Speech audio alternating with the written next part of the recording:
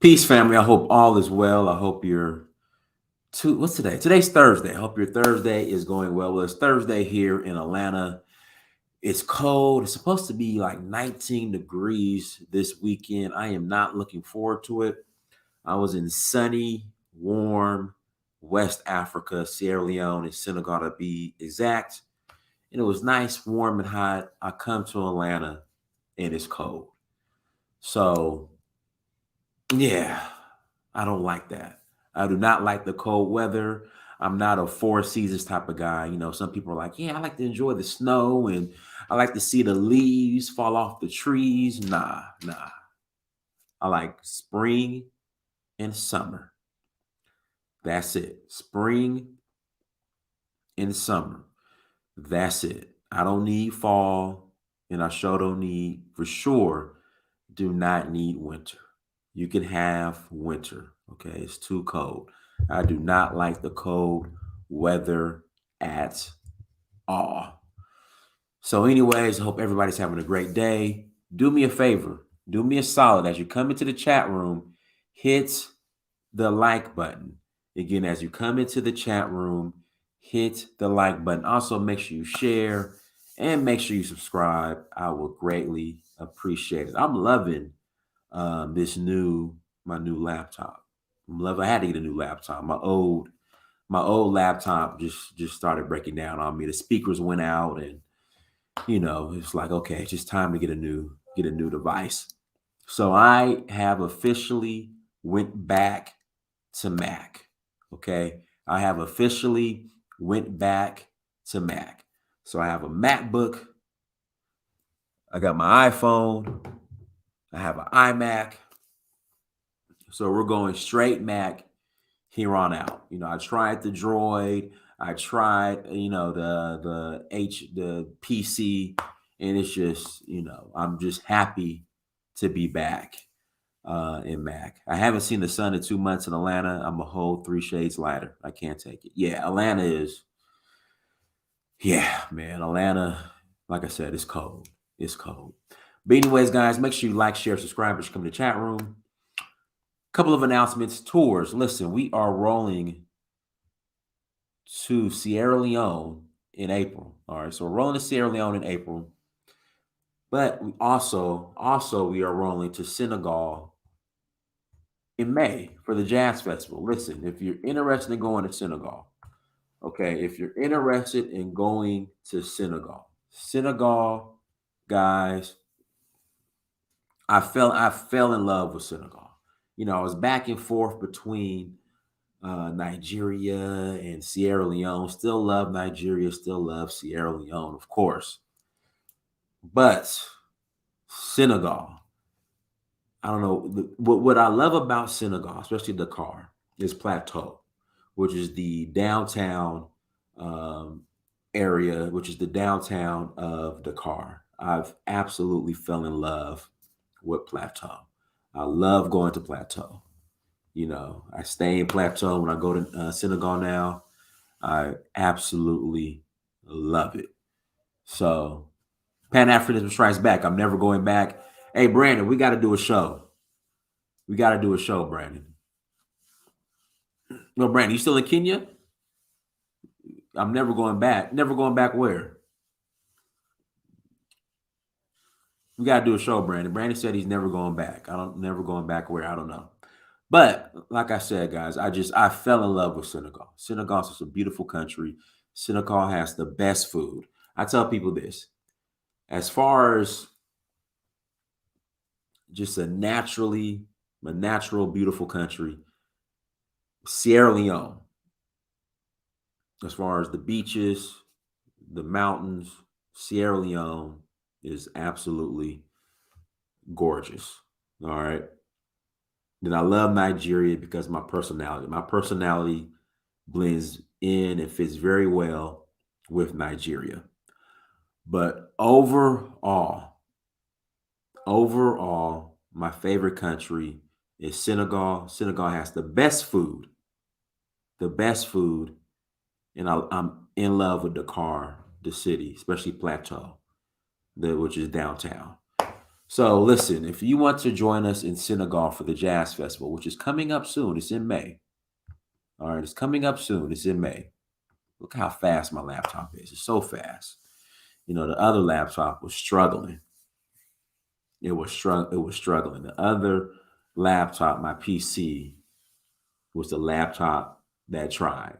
What's the cartoon about the little train that tried, or the little train that can? Yeah, the PC was the laptop that can, you know, whatever that cartoon was. But anyways, please,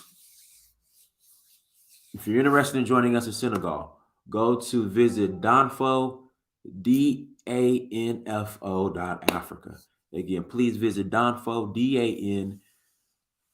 DANFO.Africa. Again, visit Danfo, DANFO.Africa to learn more, okay, about our upcoming Jazz Festival tour.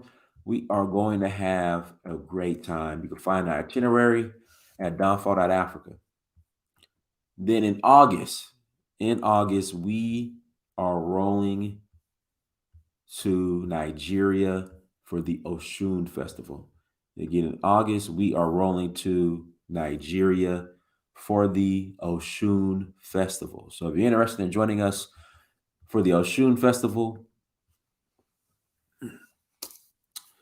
in August in Nigeria, is it Little Think I Can? I mean, what was it? What was the train? The little train that can? Was that what it was called? The little train that can. But like I said, my PC it's done now. It's done. So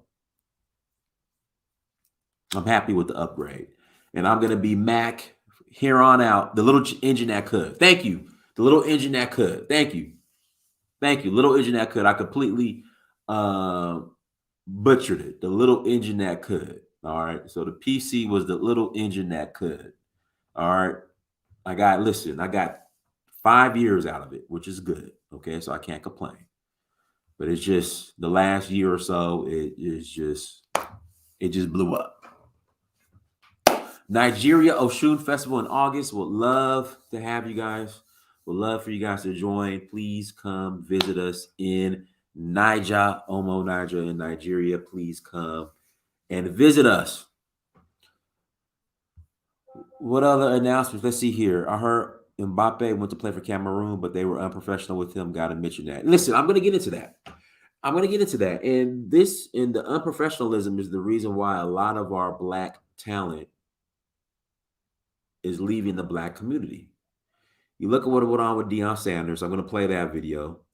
Mbappe, what his father just said. And hopefully I'm saying his name right. And then Anthony Joshua, the boxer.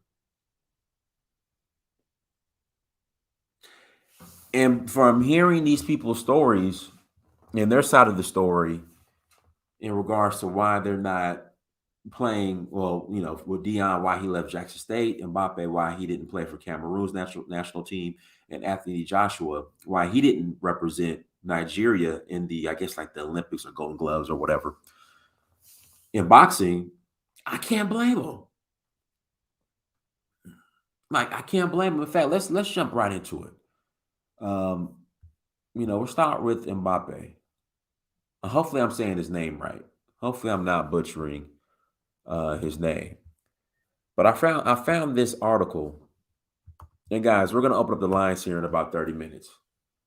Here we go. I wanted my son to play for Cameroon, but they charged money I didn't have. See, I mean, who charges? Like, listen, if you have a talented athlete like this who could contribute to your country, why would you charge him? I mean, it's just some of this. Some of the stuff I just don't understand. It doesn't make any sense. Like, why would you charge him? France was like, no problem, come play for free. I don't blame him. But the issue is, you have a lot of people in our community that would tell you that you, and I used to be one of them. But I've shifted. They would tell you that you should tolerate and accept this type of nonsense in order to represent your community. and they want to guilt you and shame you for leaving the community, and they expect you to tolerate this this type of nonsense. Why should he have to play when he's one of the best players in the world? Let's jump into this article. All right, this is from GhanaWeb.com.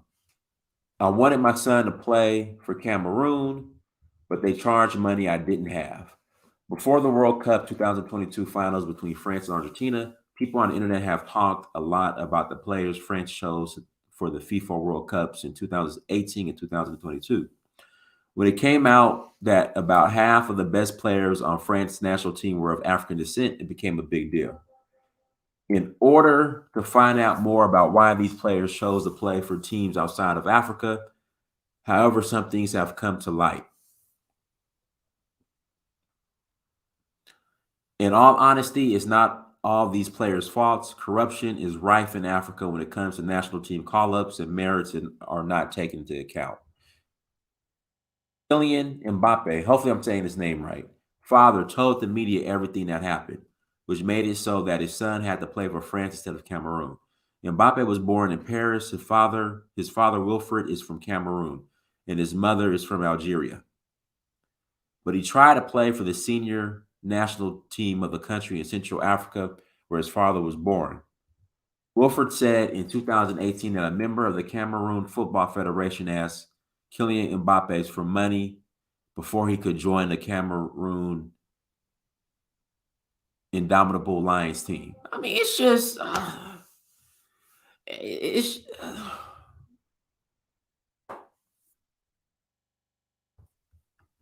some of this stuff just doesn't make any sense. Asking for money. Now, imagine we'll use Travis Hunter. Okay, Travis Hunter was the number one high school football player in the nation last year. Imagine Deion Sanders went to Travis and said, "Hey, if you want to play for Jackson State, you need to pay us." What?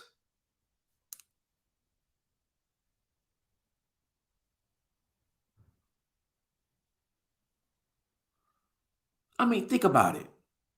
I was heavily recruited in high school. Imagine the University of Georgia telling me, like, "Hey, if you want to play for UGA, you got to play us." Yeah, we're backwards as hell. So when we start to hear these stories in regards to why a lot of these players are not playing for their home teams, like, I can't blame them. There's more to the Mbappe story. Okay, listen, what I'm gonna do here shortly, I'm gonna open up the lines. You guys can call in, um, and you can tell me what I missed, and you guys can share like what was not being told. All right, the father of the PSG striker said that the Cameroonian Football Federation, FECAFOOT, had missed an opportunity to sign Kylian Mbappe because they were too lazy and too greedy. At first, I wanted my son to play for Cameroon, but someone at the Cameroon Football Federation charged me money that I don't have. He told Cameroon Conquer News that the French didn't charge anything. He also said that being on the national team is an honor, and Kylian's father thinks that players shouldn't get paid to play for their country. Kylian Mbappe also agreed with his father's claim that the Cameroonian national team was corrupt when he said, "I'm not from Cameroon, I am French. At the start of my career, when I was still a nobody, my father asked Fecklefoot to put me on the Cameroon national team. However, we had to pay a lot of money to get on the team. My father was so upset that he went to France, and France gave me the chance to prove myself. Cameroon is calling me today, and they're giving me a citizenship that isn't mine." And see, what's crazy? So Cameroon wants to give him a citizenship, but I think Cameroon doesn't allow dual citizenship. But I could be wrong. I'm French, and I'll stay French," said a man who experts think will be one of the best players of the next 10 years. The facts show that there's a lot of corruption in Africa when it comes to putting people on national teams. Yeah, there it is. Have to pay. Dynast, you're looking at it through a white Western lens of no corruption and integrity. You have to pay to play is because it gives you the opportunity to be seen by pro scouts. Well, listen, he's one of the highest played. He is now one of the highest played athletes on the planet. And he didn't have to pay a dime to play for the French national team. So you could throw that argument out the window. Again, you could throw that argument out the window. He ain't had to pay a dime to play for France, and he is one of the highest paid athletes on the planet. So you could save that excuse. Again, you could save that excuse.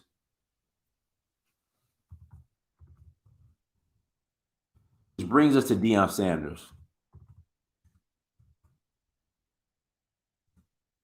And what was going on behind the scenes at Jackson State.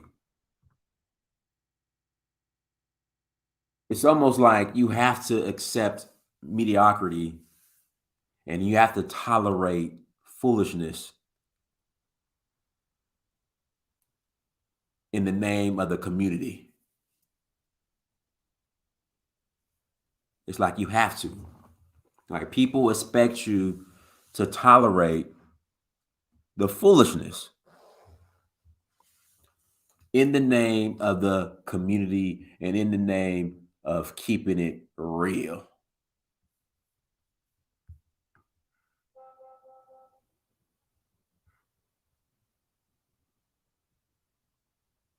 In the name of keeping it real and doing it for the community.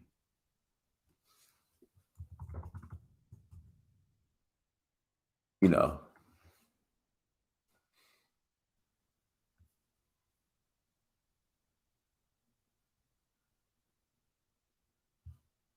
So let's jump into this Deion Sanders interview. Well, not interview, press conference.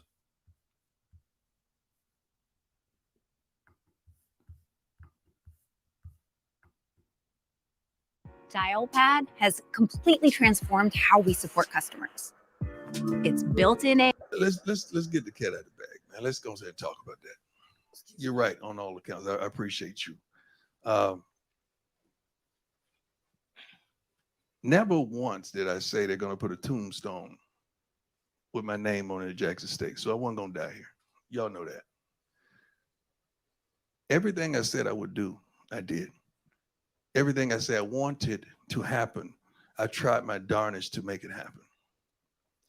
We've exceeded, I think, expectations in some realm.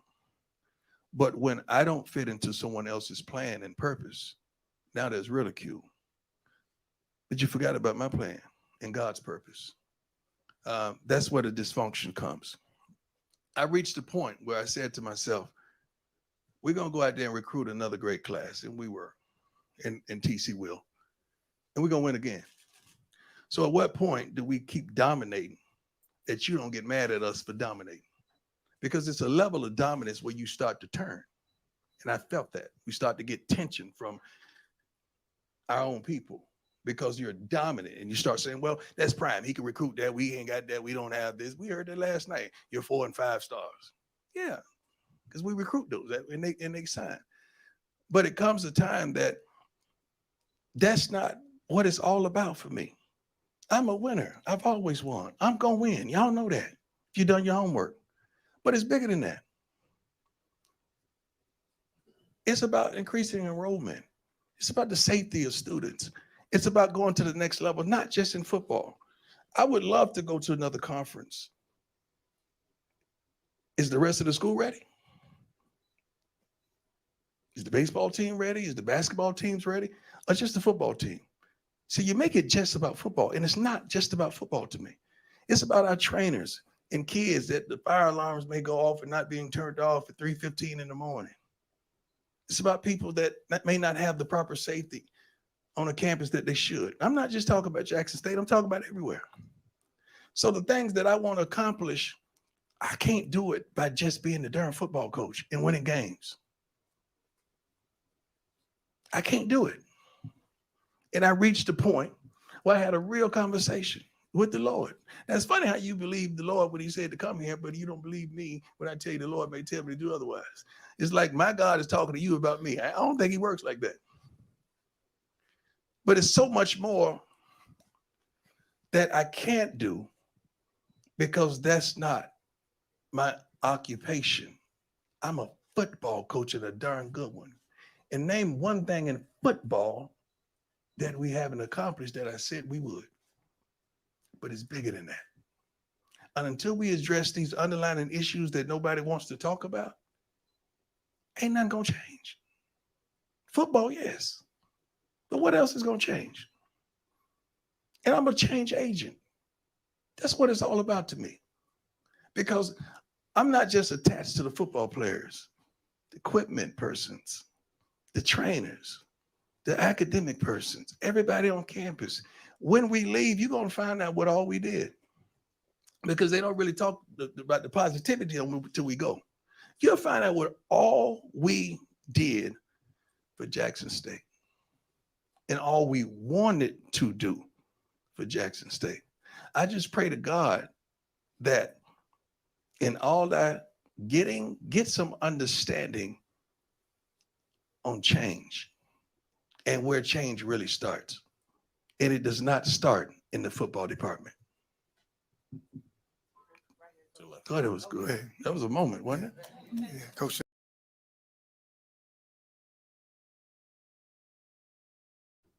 So there you go. Listen, we're going to take a commercial break. We got to pay the bills. So we're going to have a word from our sponsors. I'm going to put the link in the chat room. So those who want to call in, you're more than welcome to call in and add to the conversation. There we go. So the lines are open. We're going to take callers. Guys, do me a favor. Hit that like button and tweak the algorithm. So links in the chat room. You want to call in, add to the conversation, you're more than welcome to. Let's go ahead and take a commercial break.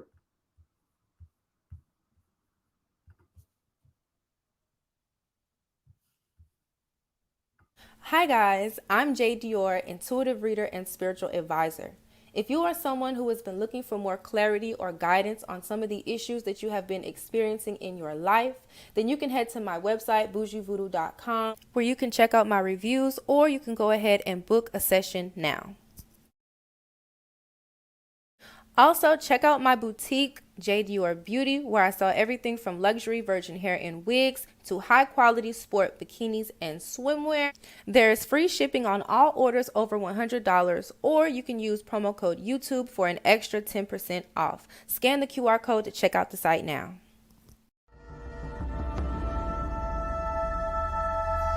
At the Okoli Law Group, we specialize in producing justice. If you or a loved one in the Atlanta metro area is facing serious criminal charges, then you need serious legal representation. The Okoli Law Group is here for you. The Okoli Law Group is here for us. The Okoli Law Group, serious legal representation.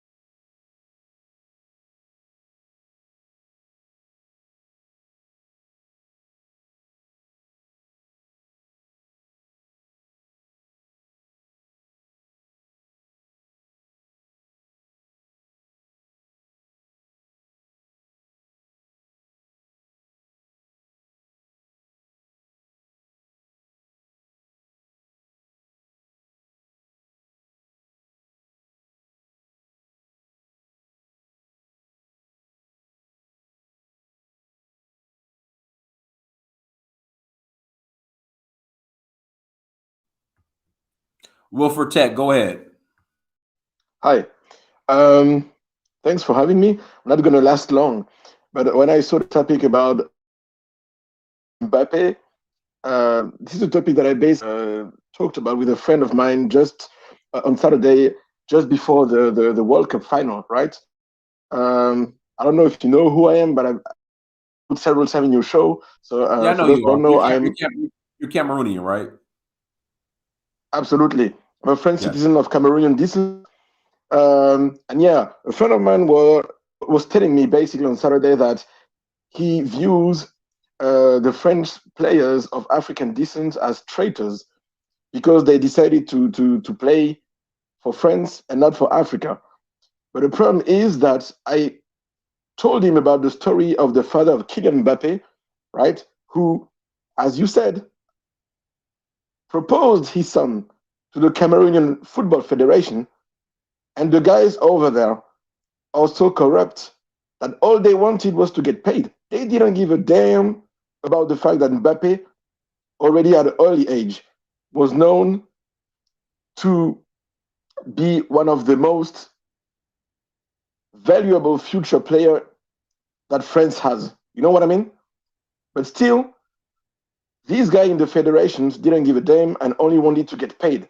I mean, for people living outside of the outside of Africa, this is ridiculous. This is the kind of stuff that happens on a regular basis in African federations, especially in Cameroon. I just have an example to give you when it comes to the Cameroonian Federation and why so many players don't want to have to deal with this kind of BS, right?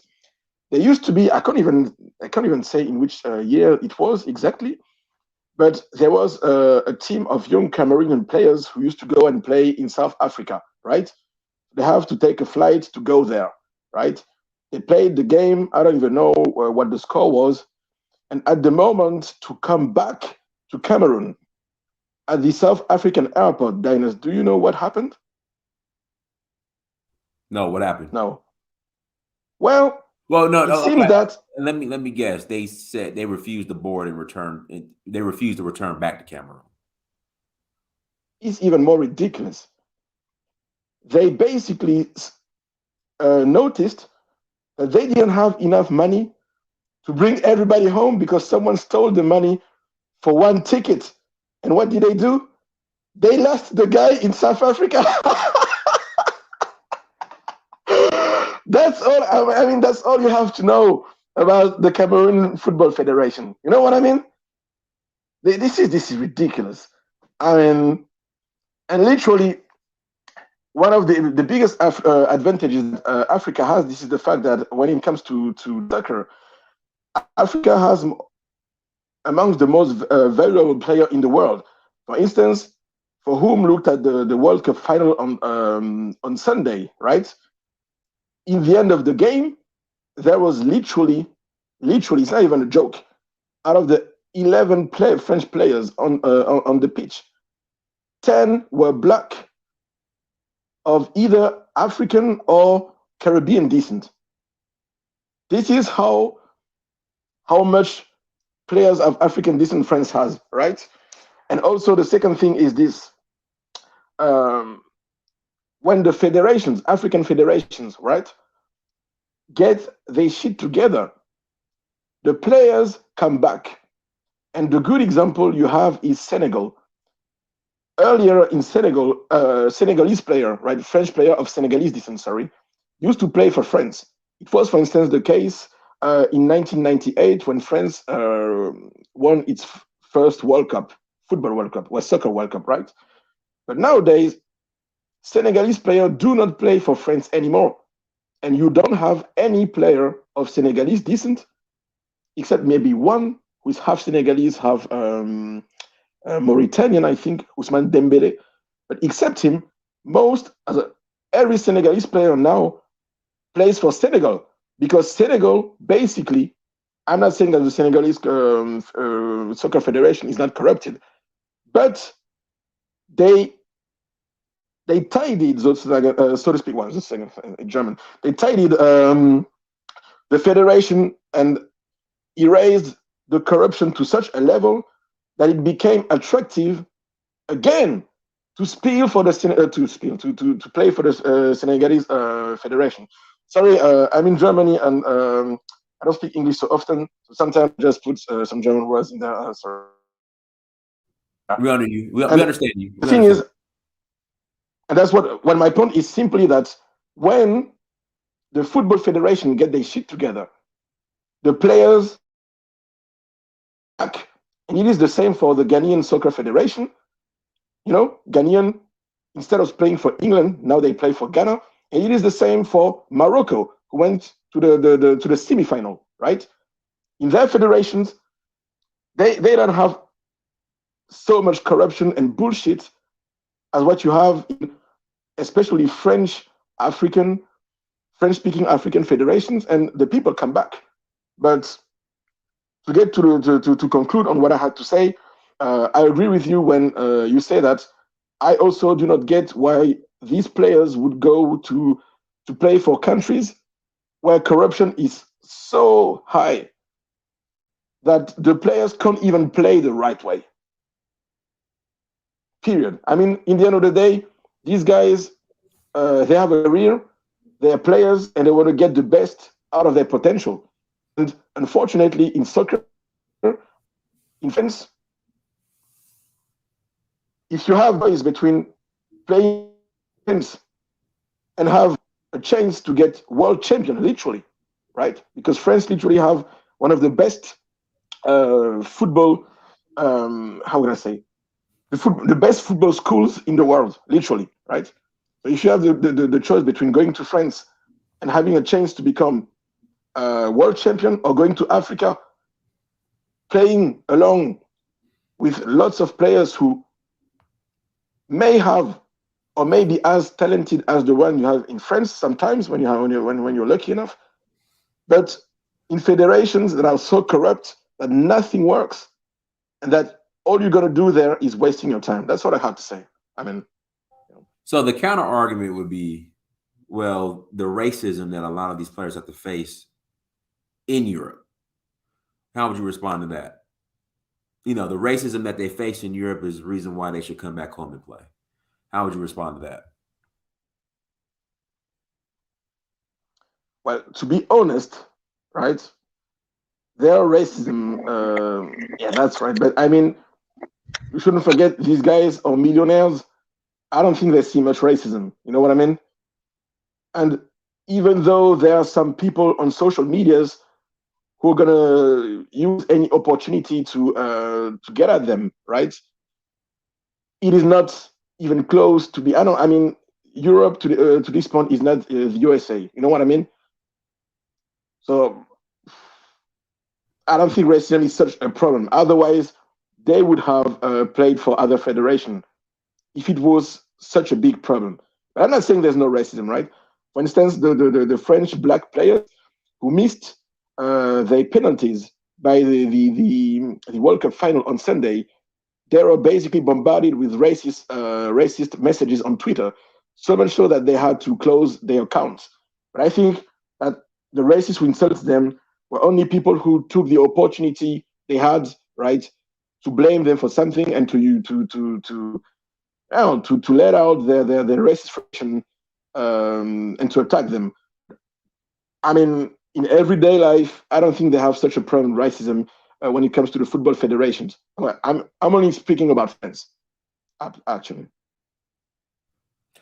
Guys, do me a favor, hit the like button again. Please hit that like button. All right, if you're in the chat room, hit the like button. Joe, go ahead and mute yourself. All right, good evening. Can you hear me clearly? Loud and clear.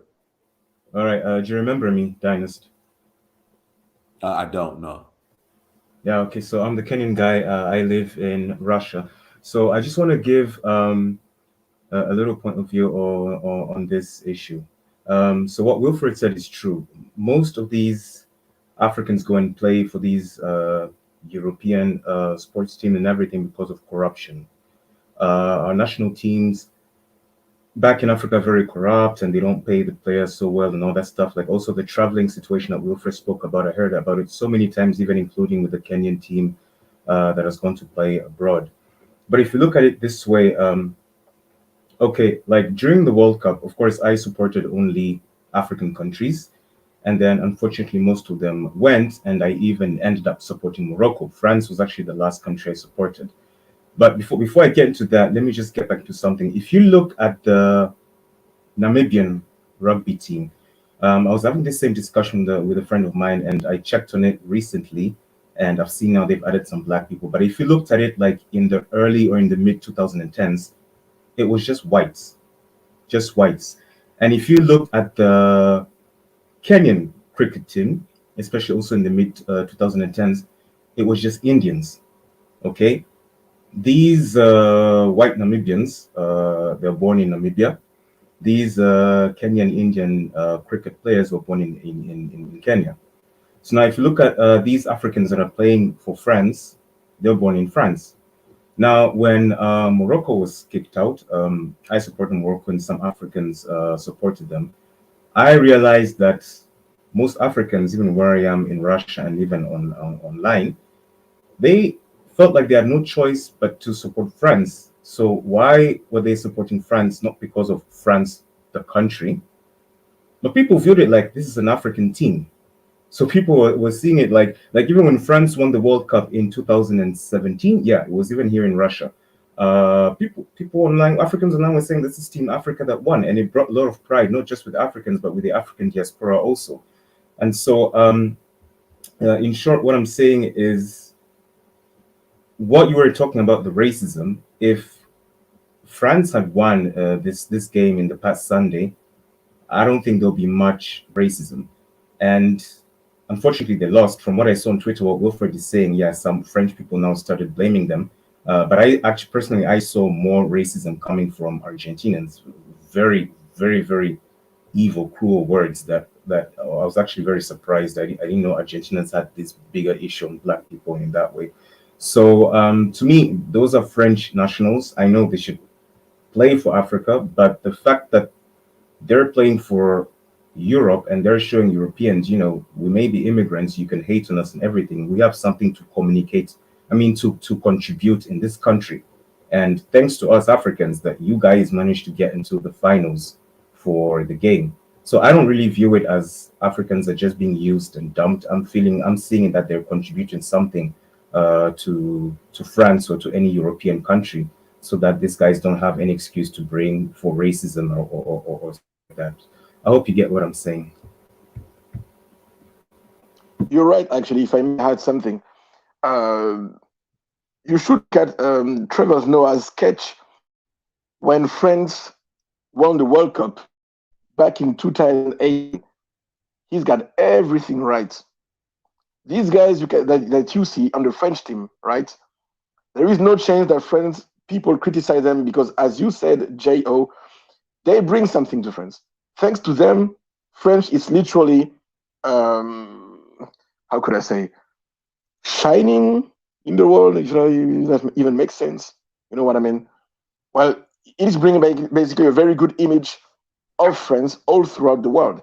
And from what I see around me, right, when I speak with my French friends, white French friends, well, these players to them are all French, and I really never seen or heard anything bad regarding race concerning these players. And by the way, what J.O. said is right. Most of the hate comments in the internet were actually made, racist comments, by non-French. It's important to know. So real quick, I just wanted to tap in for the dynasts, let you know I'm at you annually, bro. While you talking, we in Ohio, we working. We pulling up to your doorstep 9 days from today, and you know what it is. All work is easy work. Always bet on black. That's all I got to say. I told you we pulling up, bro. We at you annually. Who's that creeping in your window? Just letting you know, December 31st, be ready to pay up, B. That's all I got to say. While you talking, are you at the gym? I'm at the yes, I am. Oh my God. That's all I'm saying. While you talking, we working. I want to pull up, let you know, while y'all talking in Georgia, we working here in Ohio. And when we pull up on your doorstep, we ain't gonna tip in. We're gonna knock that motherfucker down. That's all I got to say. Keep your head on a swivel. That's all I got to say, brother. Keep your head on a swivel. Y'all listen, y'all. December 31st, we're gonna be doing dual live streams of the Ohio State Georgia game, and we gonna watch Ohio State get drugged. Okay, that's real cute. Real cute. We're gonna watch Ohio State get drugged. Real cute. And Professor Lumumba has been trolling me for the past week. You know, That's I don't right. know. He's snorting that narcotic. You know, nose candy, shoot. Freemason. You know, in Ohio. So he with the white boys doing the meth. You know, I don't know what he. Ooh-wee. I don't Come know on what now. he. Hey, do I look like I'm on that narcotic? I don't think so. Listen. I don't think so. Listen, so he just thinks in his head that Ohio State has a chance against Georgia.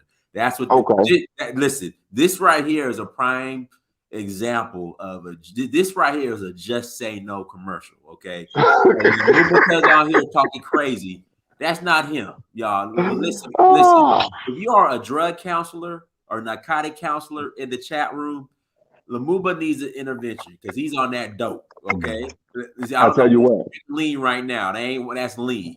He's sipping on lean. He's sipping on lean. I tell you what. I'm gonna tap out because I don't have much to contribute to this conversation. But all I know is by midnight before it's New Year's Day, I better have my money. That's all I got to say. That's all I got to say. Or I'm pulling up. It's gonna be trouble. I have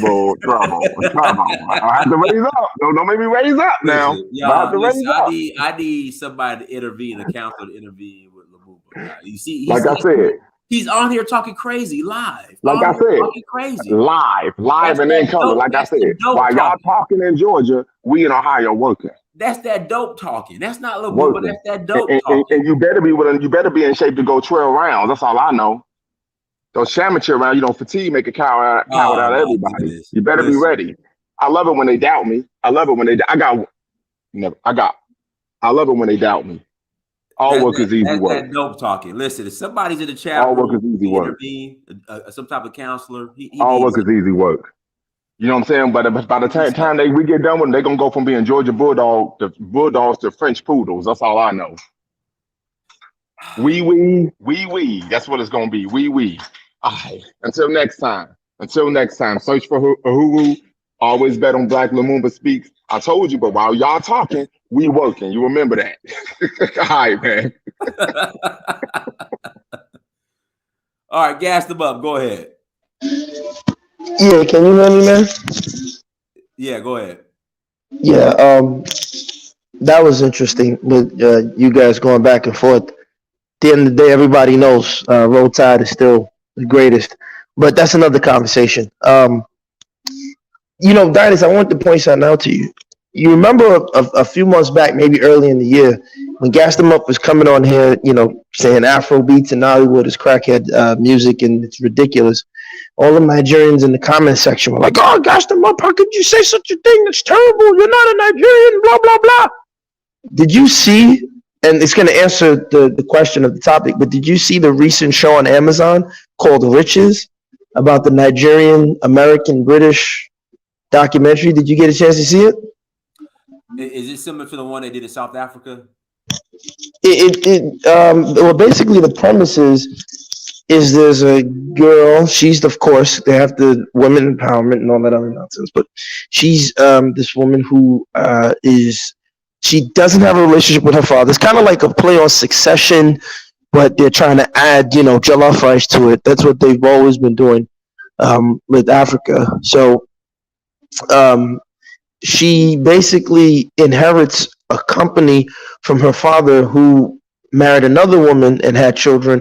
So there's this competition for the father's company, and he left it to her and the brother. But, the brother is, he's not on, our team. And the stepmother is a loose woman. She's just out there sleeping with everybody. It just really paints us in this negative light. And, it's like if you tell these people, hey, listen, man, just read Dr. Francis Cress Welsing, the ISIS papers. Understand subliminal messages and imagery when you are on media. Understand how they present you. I've been looking at old Mad TV skits where they got these black women shouting and looking and acting like monkeys, and Coming to America when he told her hop on one foot, bark like a dog, make a noise like a orangutan. This is all subliminal, right? This is all programming. And the thing is like, particularly the immigrant African is just so happy to be around the Euro, so happy. They'll do anything. You know, you remember a while back they had the T-shirt where they told the child to wear "coolest monkey in the jungle," and the parents were there. They didn't see anything wrong. I was like, oh, you know, I'm just happy to be an American, and they're just so silly.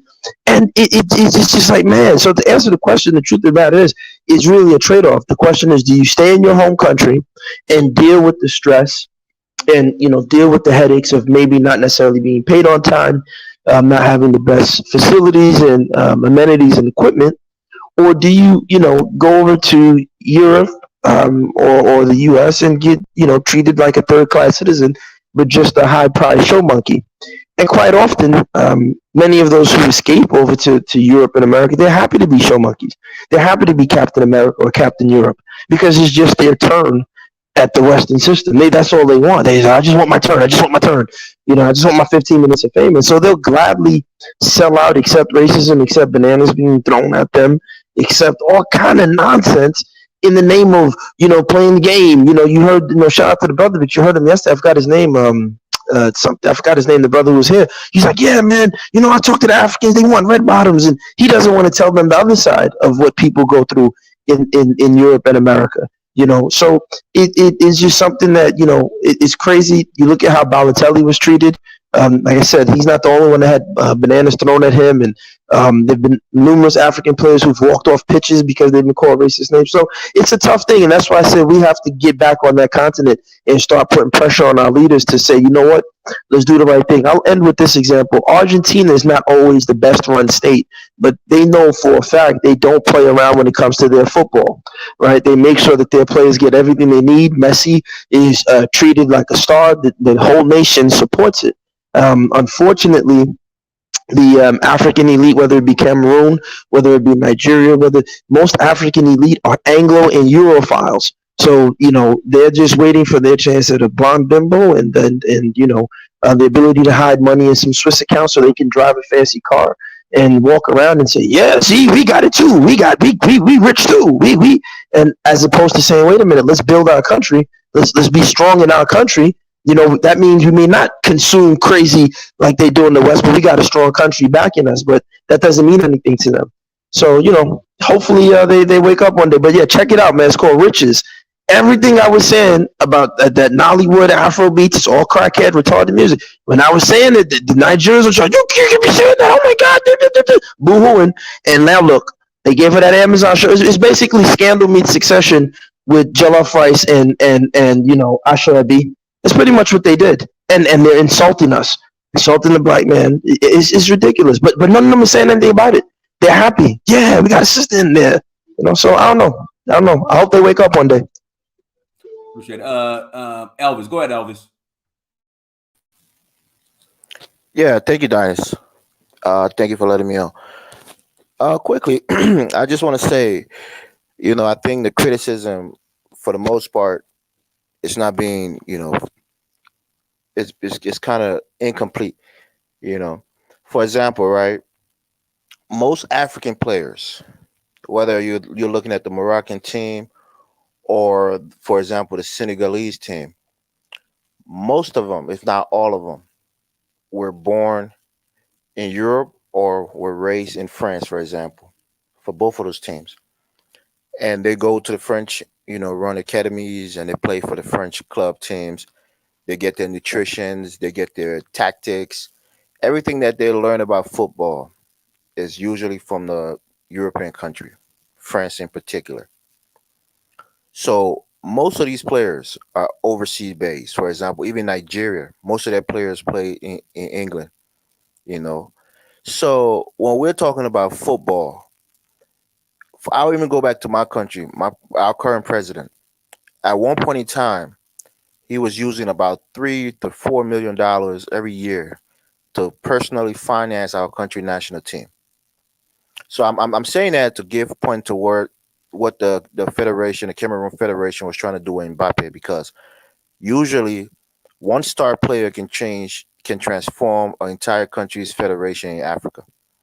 During the time of George Weah, when he was playing for Liberia, we had our golden generation, not because the players were better technically, but because of him, they had opportunities to play in Europe. So they developed more and they had better experience, and they did very well in Africa, at the time. compared to what we are now, because not many of our players are playing in Europe. So the point I'm trying to make is that when you see people, being proud of Senegal, like I heard one of the panelists said, you have to look at their roots. Most of them are either born or raised in France, grew up there, played for club teams, went to their academies. So all of their talents that they're showcasing on the world stage is not homegrown. It's not they didn't get that from Cameroon, or they didn't get that from Senegal. Everything that they know about football and all of their nutrition and all of their tactics is, they're learning in France and other European countries. So if we're going to be fair about this whole thing, we can't just look at it from the point of view of because they're black, they should be playing for Africa. Most African federation can't afford to pay these players more than $50,000 a game, and some of these guys are making $200,000 a week. For example, you look at Ghana, right? Kevin Prince Boateng, which is half Ghanaian and half German, he disrespected the federation. He told him like my entire 1 week paycheck can pay for can pay for the entire team's salary. He basically disrespected him and walked off.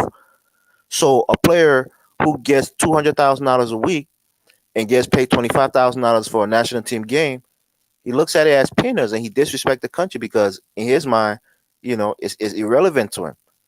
So the only thing I want to say here is all the African teams that you see doing well in the World Cup, 99% of the players are based in Europe. Most of them are born there or grew up playing football there. So you have to look at it from that lens as well. So Europe has contributed a lot to African football outside of taking our quote unquote best players. They didn't go to Africa and take them while they were ripe, while they were already developed. They developed them. They trained them. They, fed them. So I just want to put that out there, and I'll let somebody else talk. But what does that mean, Elvis?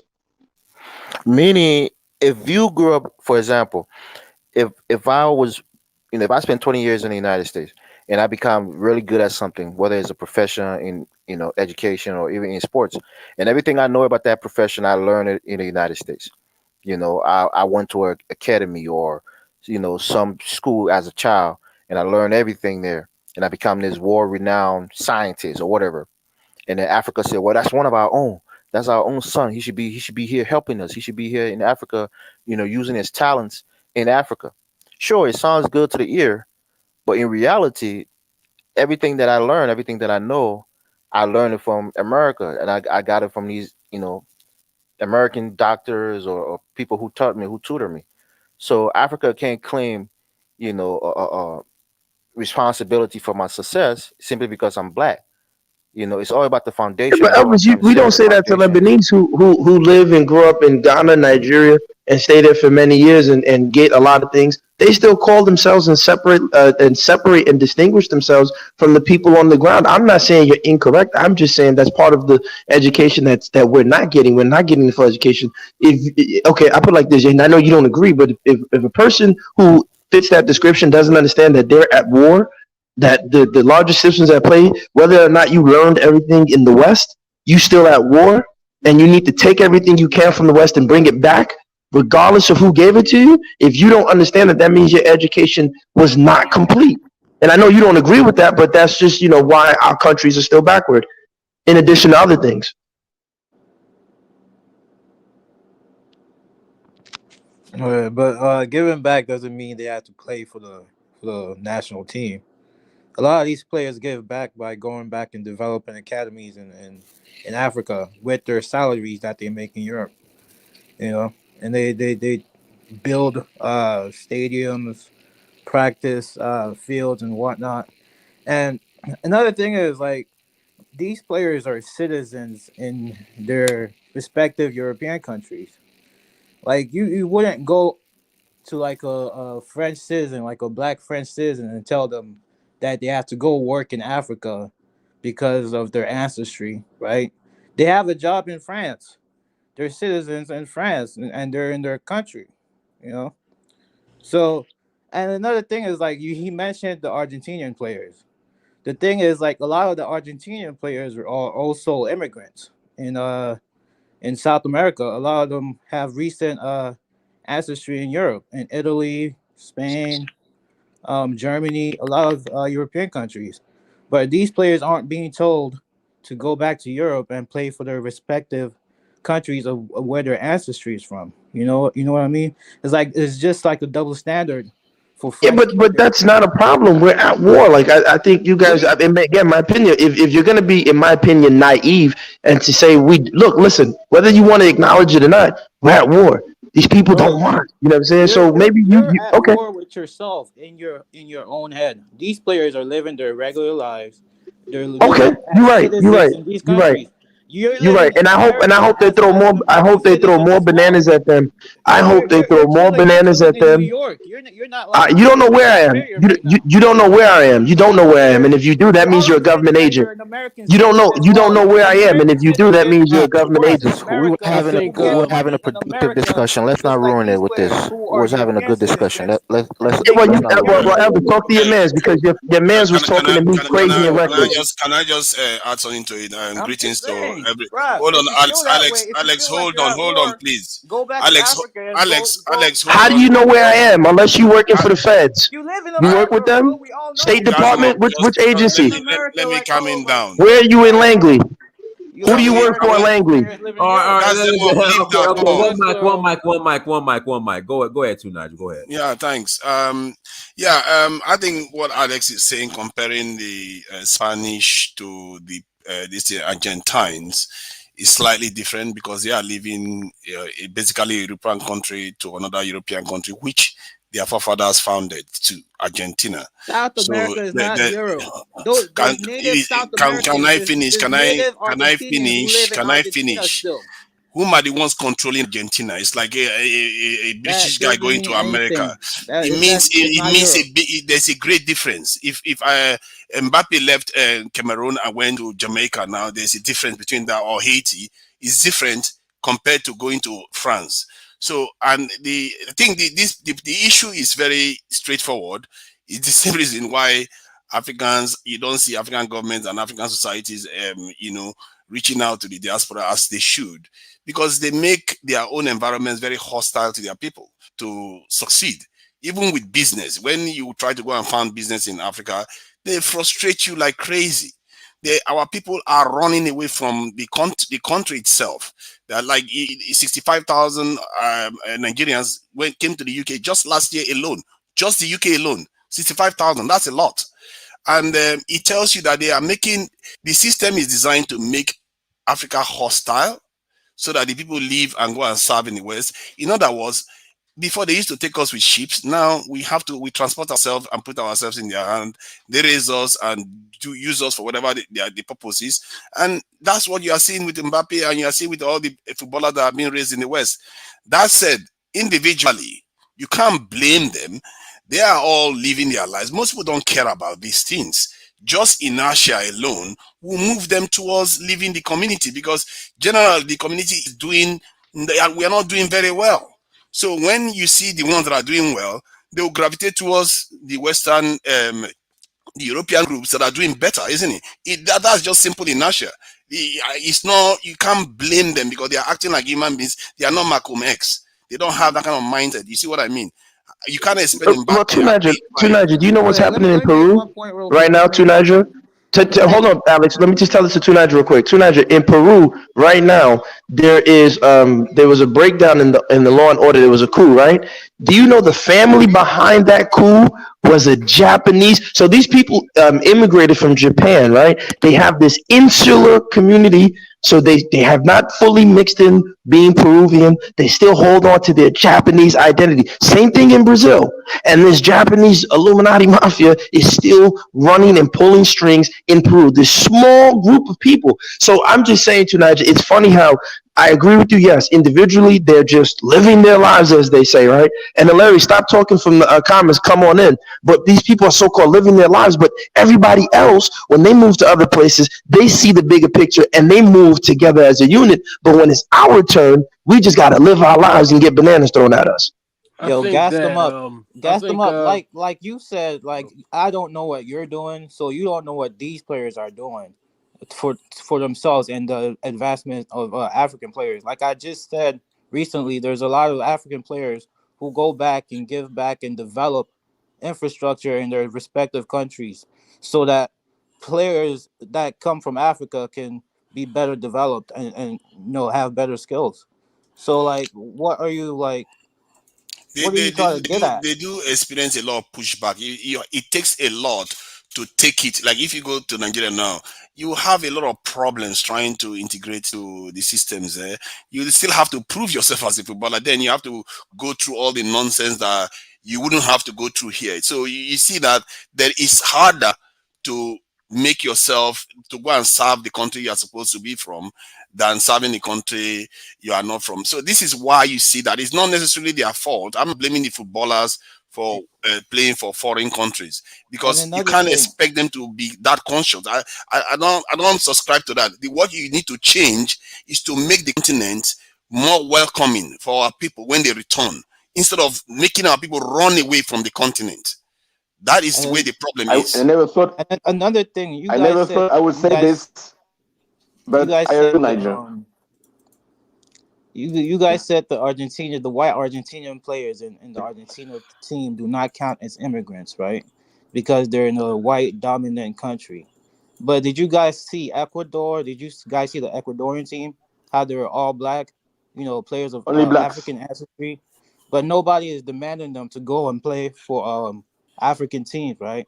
But they live in a white dominant country. They probably go through racism in Ecuador as well. Are you really These saying that's a people, strong these argument? people, these people consider themselves Ecuadorian because they were born in Ecuador. A lot of their Are they upbringing was in recent Ecuador. migrants to It, Ecuador? it, No, those are that's what I'm saying. That's what Afro-Ecuadorians. I'm saying. The argument is not the I'll same. give you. Mbappe is a Right. recent migrant. No, he's not a recent migrant. He was born in His France, bro. father, how many generations has he been in I'm there? saying even then, It's, down the oh man, generations, you're dude, gonna get African whatever, man. players in France who do not see themselves or identify with an African country, You're right. You're right. You know what? Listen, you're absolutely and they're right. gonna be like I hope other more. immigrants. I hope the Africans understand that this is what we have to do. Tunaja, this is why Africa can't get forward because we got Africans like these. No, it's true. There is Okay, some truth there. fine. Even you can see that Sorry, can even I? the Moroccans, when they won this thing, they were talking about Arab. They were not exactly subscribing to Africa. Africans, especially our group, are the ones that have to do this thing. We have to make ourselves more inviting to our own people. Look at how we treat the African Americans. It's just more Uh, recently, just how many years ago, African countries started even recognizing the greater diaspora when they return. We barely even do that. Look at Nigeria. How many times Nigeria invited the Nigerian diaspora to return back home? If anything, our diaspora minister is proud of our people that go overseas to perform well. Why should you be proud of them performing well when you should be trying to get them back to the country to serve the country and help the Because country he develop? is in bed with the people stealing the money that he can travel abroad to.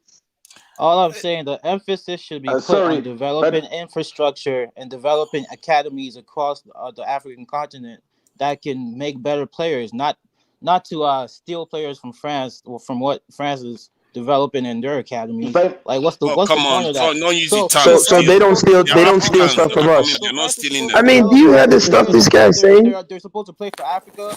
Hey, If gas one him more up. Alex, Your Alex, you're out microphone of is line really there. Don't bad. use You the gotta term you steal. gotta would You're be out adjust of it. line. angry. We would be angry if France did not let African players play for their teams. But if it's the I other think way I think I I around, wouldn't think be I think angry.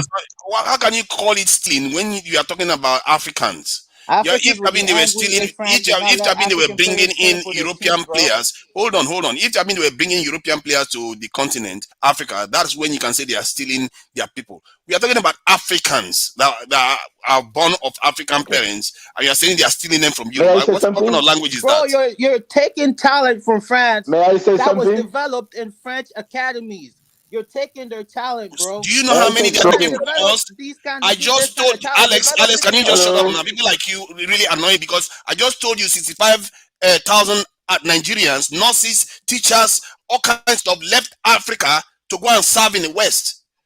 How many are they That's stealing from different. us? That's different from what we're Oh, talking it's about different. right Are now. you It's nuts? always It's different. That It's different. always talent was different. developed in Africa and then they left the country. See We're the talking way you about people talk. who were I don't like developed this type of.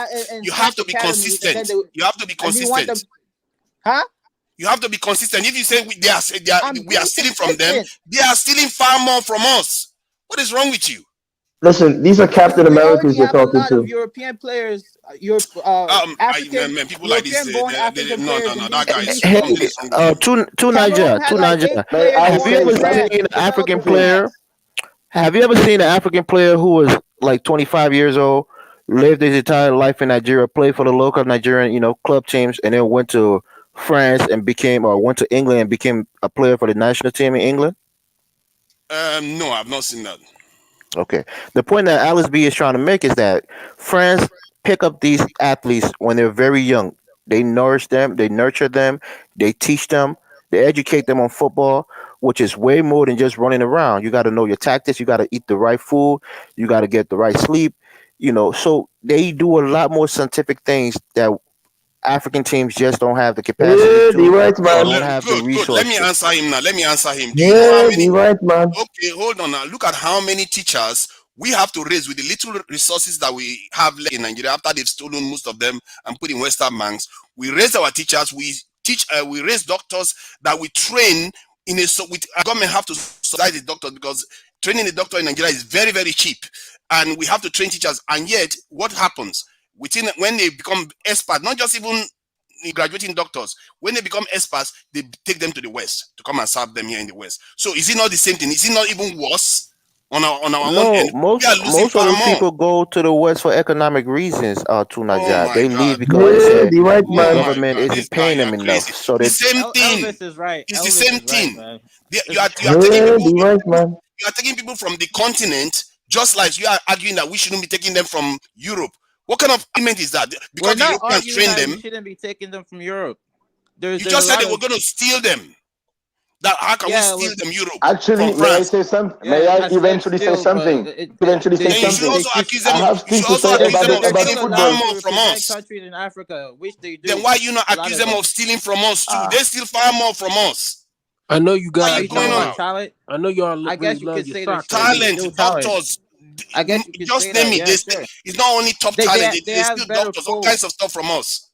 They What have are you better going on pull because about? of the Do you know how many engineers have? Do you know how many economic. engineers have encountered in Nigeria that have left Nigeria after they've gained a lot of experience from knowledge that's been transferred from the West to them? Then they leave Nigeria to come and serve here too.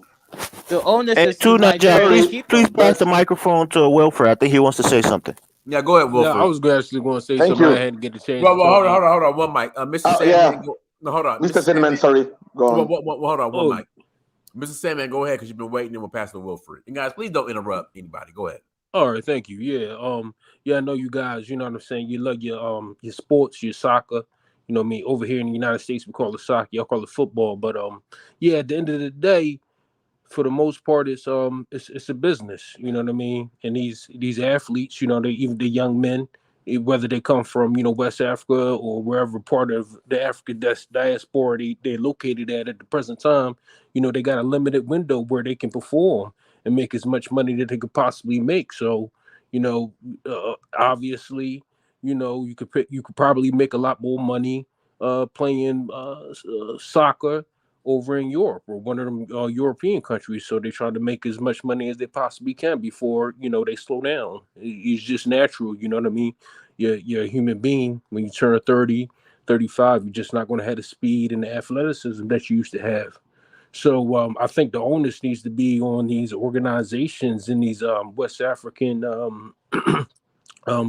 soccer leagues or soccer teams if they want to be competitive with the top-notch groups in the world circuit when it comes to soccer. Then they're going to have to have more money that they're going to have to provide their athletes, so that they can compete with some of these European countries. It's just a dog-eat-dog world like that. You know what I'm saying? That I believe that if these European countries wanted to make the it more competitive and make it more fair, where teams in these countries that don't have as much money to spend, maybe they could put like a salary cap on how much you can pay these athletes, so that African athletes that want to stay and and get paid in Africa could stay there, because there won't be a huge boost in how much they can make over in Africa as opposed to how much they would make in France or London or something like that. So, I mean, that's all something that the onus is on the ownership of the leaders of these soccer or these football groups, that if they wanted to be more leverage or not leverage, or if they wanted to be more even across the board, that's something they could possibly do. When it comes to this guy, Deion Sanders, though, I feel that he's not an athlete no more, and he's made a lot of money, and when it comes to building HBCUs in the United States, that I lean towards more of what Dr. Umar Johnson was saying, that he had a chance to build something huge for young African American businesses and in colleges in the South of the United States, because he could have used his fame to bring more talent to HBCUs, and more talented and famous athletes would start coaching at these HBCUs. See, I actually played, college football, and I know, what it takes to be a coach at the college level. So the thing is, Deion Sanders, right? He, prior to him getting the head coaching position at Jackson State, he hadn't put in the work and the time that it takes to be an assistant coach and work his way up the coaching ranks to earn a head coaching position. Basically, what he did was, see, a head coach, when it comes to football, I'm not sure if soccer is similar. But when it comes to football, a head coach position is basically just administrative positions. You just delegate authority. You tell this guy to go here, you got to go here, you got to go to there. He doesn't really have to be a genius when it comes to the X's and O's when it comes to making a winning football team. All he got to do is give a speech and tell his coaches to, take care of this, that, and the third. And he didn't move up the coaching ranks and become a great coach. And he just used his fame to bring a whole lot of young black athletes to the Jackson State. And then soon as he had an opportunity to move up to a big conference for a predominantly white institution, he just used his fame to get him into one of those white institutions. And I think that he's going to be exposed as being not that good of a coach when he starts going up against these other coaches who have come up through the coaching ranks, who knows what it takes to win at a higher level. And I think he's going to be exposed as not being who he's advertised himself to be. And I believe that University Colorado only brought him in not because they think he's a good coach, but they think that he can bring in big recruits to the university, big black recruits to the university. Unfortunately, taking those big young black recruits that might start going to HBCUs. Yeah, that's all I'd say. Hello? Yeah, sorry. Yeah, okay. we're here. Let me pass it to. Go ahead, Continue. Wilford. Go ahead, Wilford. Go ahead, Wilford. Then we'll pass it to Jughead. Go ahead, Wilford.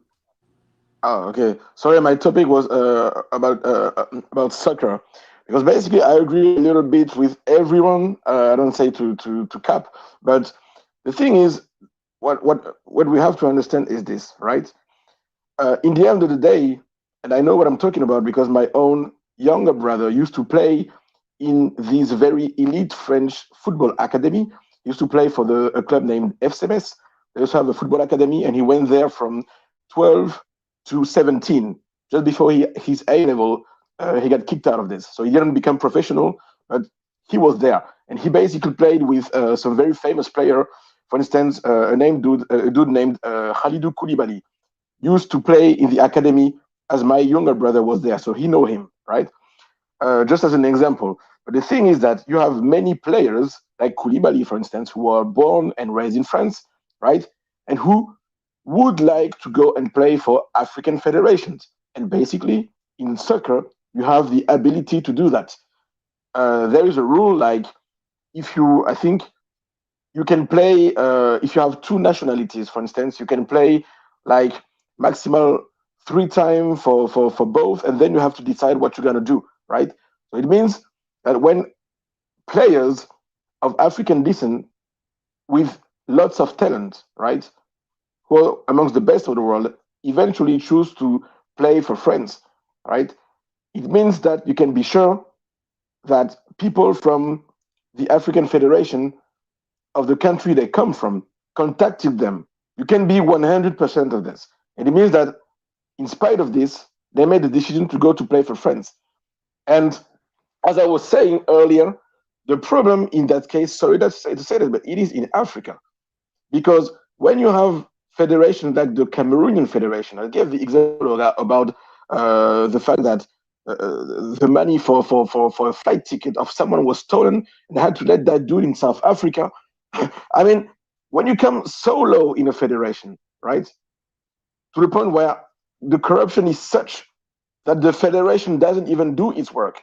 And when you're talking about Cameroon, for instance, let me tell you, when was it? I don't know if it was the last football cup, was that one of the last that was played in organized in Cameroon. And the FIFA, the World Organization for the Americans, right, who organizes the championships, right, internationally, it gave $700 million to the Cameroonian Federation in order to build stadium to be able to host the competition.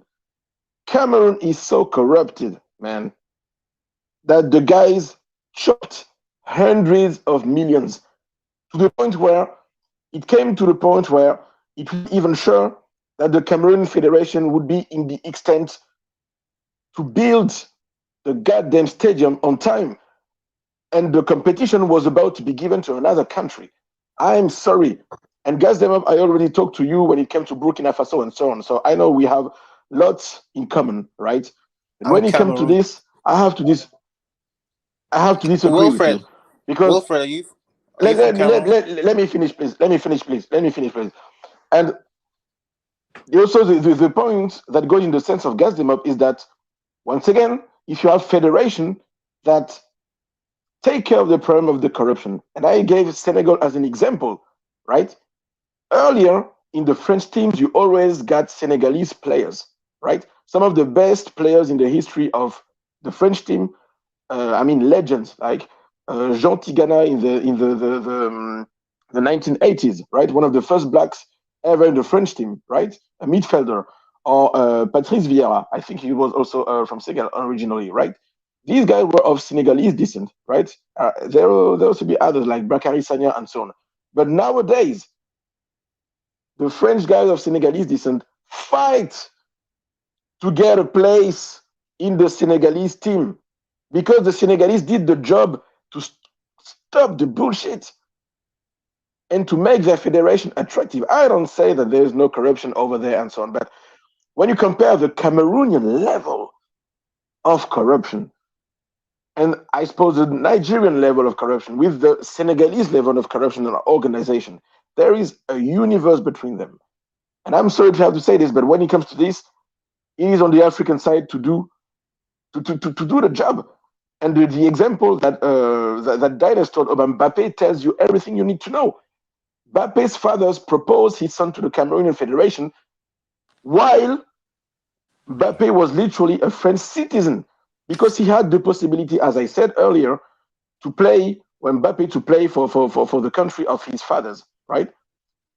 And the guys wanted him to pay them to get one of the most valuable young players. When you come to this, I'm sorry, you have no excuse. No excuse. Don't complain because the players don't want to come to play to your federation. Sorry. Can I say something real quick? Go ahead. Well, go ahead. We'll pass it. Go ahead and we'll pass it to. After that, we'll pass it to Jughead. And just to reply to what Wilfred said. I'm from Cameroon, and he was right about the stadium thing. Like they gave them a lot of money to build stadiums, and they ate a lot of it. And the stadiums that they did build, a lot of them was like subpar to the point where like after the tournament happened, like a lot of them looked like beat down and like run down almost. But another thing is the Mbappe story about Cameroon asking him to like pay, that's false. That's a fake story. By the way, because Mbappe has always played for the French team. He played for the French national team since he was like 14 or 15. So they've always had their eyes on him. They've always like seen him as like a key player for their national team. So he's been playing for France since he was a youth player. So he never even had the option. The thing is, no. Can I come in? He has the option. That's brother. He has the option. That's he has the option. You can still play for the land of your fathers. I know, but like at that point, all he knew as a youth, from young to like when he was getting older, is the French national team. He wasn't playing because Cameroon has their own. Let me give you another example. Cameroon also. I know. Let me give you another example. I know you're gonna say that some players who go to the French national team pick other African teams. I know that, but those are players. Absolutely. Those players pick those teams as not good enough. Option, not their first they're not option. good enough to play for the it's French after- national teams, it's so they go after to France their doesn't home wanna pick countries. them that they pick the other team. You know what I mean? Just the same way you guys behave. Can I come in a second? I'm just saying that the players you're talking about, they would have picked France if France. You're right, Alex, but it's Jughead's turn. Moochie is Jughead's turn. Moochie is Jughead's turn. But wait, Moochie is Jughead's turn. Go ahead, Jughead. Go ahead, Jughead. Thank you, Dana. Greetings, Dana. Greetings, Wilfred. Greetings, Gaston. Greetings, Alex B. Greetings, Mr. Salmon. Greetings, Elvis. Greetings, Tunaja. Greetings, Muchi T. Yeah, I'm coming late. I come to agree with my brother Gaston up regarding Alex B's comments, which I can disagree with totally. If you're a black person, whether you're born on Mars, Jupiter, Nairobi, or Kenya, you're black, you're an African. I don't care where you're born. All this crap about you play where you play for where you work. That's absolute crap. As Gaston said, that example he gave with those Japanese people that sponsored the coup. Every other ethnic group remembers their core identity, except us. We're individualists. That's what the mess when we're in the mess we're in. There's no group collective behavior. There's no code of conduct. So I agree with Gaston is correct 200%. Alex B, my brother, I love you, but you're wrong. Gaston is correct. If you don't, not every black person is African, by the way. You're right. You're a perfect example of that. Yeah, exactly. Yeah, you're not. You're black. Nah, look at the people who consider themselves African. Not all of them are black. You're right. You're one of them. Hold on. Let me deal. Alex B. When I'm attacking you, I'm attacking you. I mean, look at the Moroccan team. Alex B. I've got Alex B. They're not African. They're invaders. Those Moroccans are not African. They're invaders. Okay, but they consider themselves African. No, some of them are black Berbers. Yeah, you can see from the hair texture and the complexion, and they're mixed with Not all Arabs. Berbers are black, by the way. You should know how that word. I'm talking now. Thank you, Alex B. I'm not referring to the black Berbers. Those ones that look Turkish, they're the invaders. I'm not talking about the ones that look black. They're phenotypically black. There's barely any black players in Morocco. Well, that's my point. Anyway, forget that. That's a side comment issue you made. Point is this, Alex B. Gaston is correct. If you don't go into the fatherland, invest, how's it going to progress? How's it going to progress if with currency, with resources that go back and invest? How's it going to progress? You're being hypocritical. All of us on this platform, I think for most of us, we live in the Western world. Correct. Most of us wouldn't trade going back home permanently right now and leaving everything behind. We're here for economic reasons. Speak for yourself. Okay, you can prove me wrong by your actions, but I'm just saying, most of us here, we can't be hypocritical and preach this whole one Africa. We're all black, so thereby we got to all work. You don't say that to the Israeli businessman. You don't say that to the Israeli businessman. Y'all got to stop kissing up and trying to be Captain Americas and Captain Europe. You don't say that to the international businessman. You don't say that to the international businessman who has 5 different locations. Let Jughead finish. Go ahead, Jughead. Yeah. Guess what, my brother? Thank you for backing me up. Elvis, the brother, I love you, but you're wrong. Okay. The problem about current situation is that most of us are individualists. We think about current situation and focus on that. That's our problem. Other group attack as a group. They pick us off individually because we're individualists, and they see that. When you're an individual, you're prone to be attacked by a group that's practicing collective empowerments, like the Israelis, like the Turks, the Arabs, whatever. We're the ones that practice individualism. We're practicing niggernomics. We're not practicing niggernomics. It's about practicing group blackonomics. Stop this niggernomics individualism. That's where we're in. Niggernomics, cowardice, and individualism. Stop that crap. That's you, Alex B. and Elvis. Let me calm down now before I give myself a stroke. All right. Well, all right. Can I come into? All right. So first of all, I think I want to. The other brother was speaking. I don't know if it was Elvis from Cameroon. You were incorrect. If you play for the juniors, right? My nephew played for Barcelona for the juniors. If you play for the juniors, until you play for the national, the senior team, I think they give you a number of games or something, maybe 3 or whatever number of games. Barcelona And then is after not a that, national team, bro. wait a second. Barcelona You is said not a national team. Wait, let me speak. You said, somebody said that, oh, Mbappe was playing for the juniors. That has got nothing to do with which senior team you choose to play for. Okay, when you play for the senior teams, I believe FIFA allows you 3 or so games. I might be wrong, but after that, you have to choose one national team that you stick to. Okay, so that's got nothing to do with the juniors. Now, let me speak to these young guys choosing which national team to play for. I'm sorry. I've got as patriotic as I want to be. A lot of the national federations in Africa, they are useless. Okay. First of all, the people that are running the soccer federations, they are not people that know much about soccer. They just lackeys that have been handpicked by politicians, and what they do is they steal money. And then when they steal money, you have national teams, guys that have to pay for their own tickets to come play in Africa for their national teams.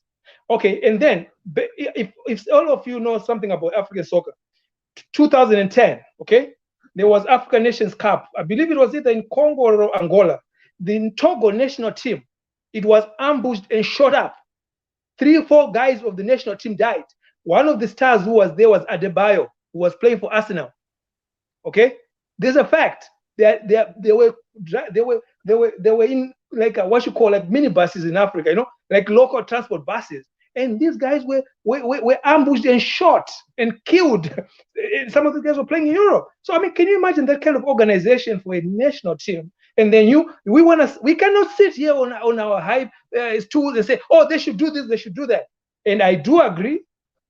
Just there's a brother who just mentioned something. You know, sometimes, yes, we are Pan-Africanists, right? But we cannot ask others to do what we don't want to do. Okay?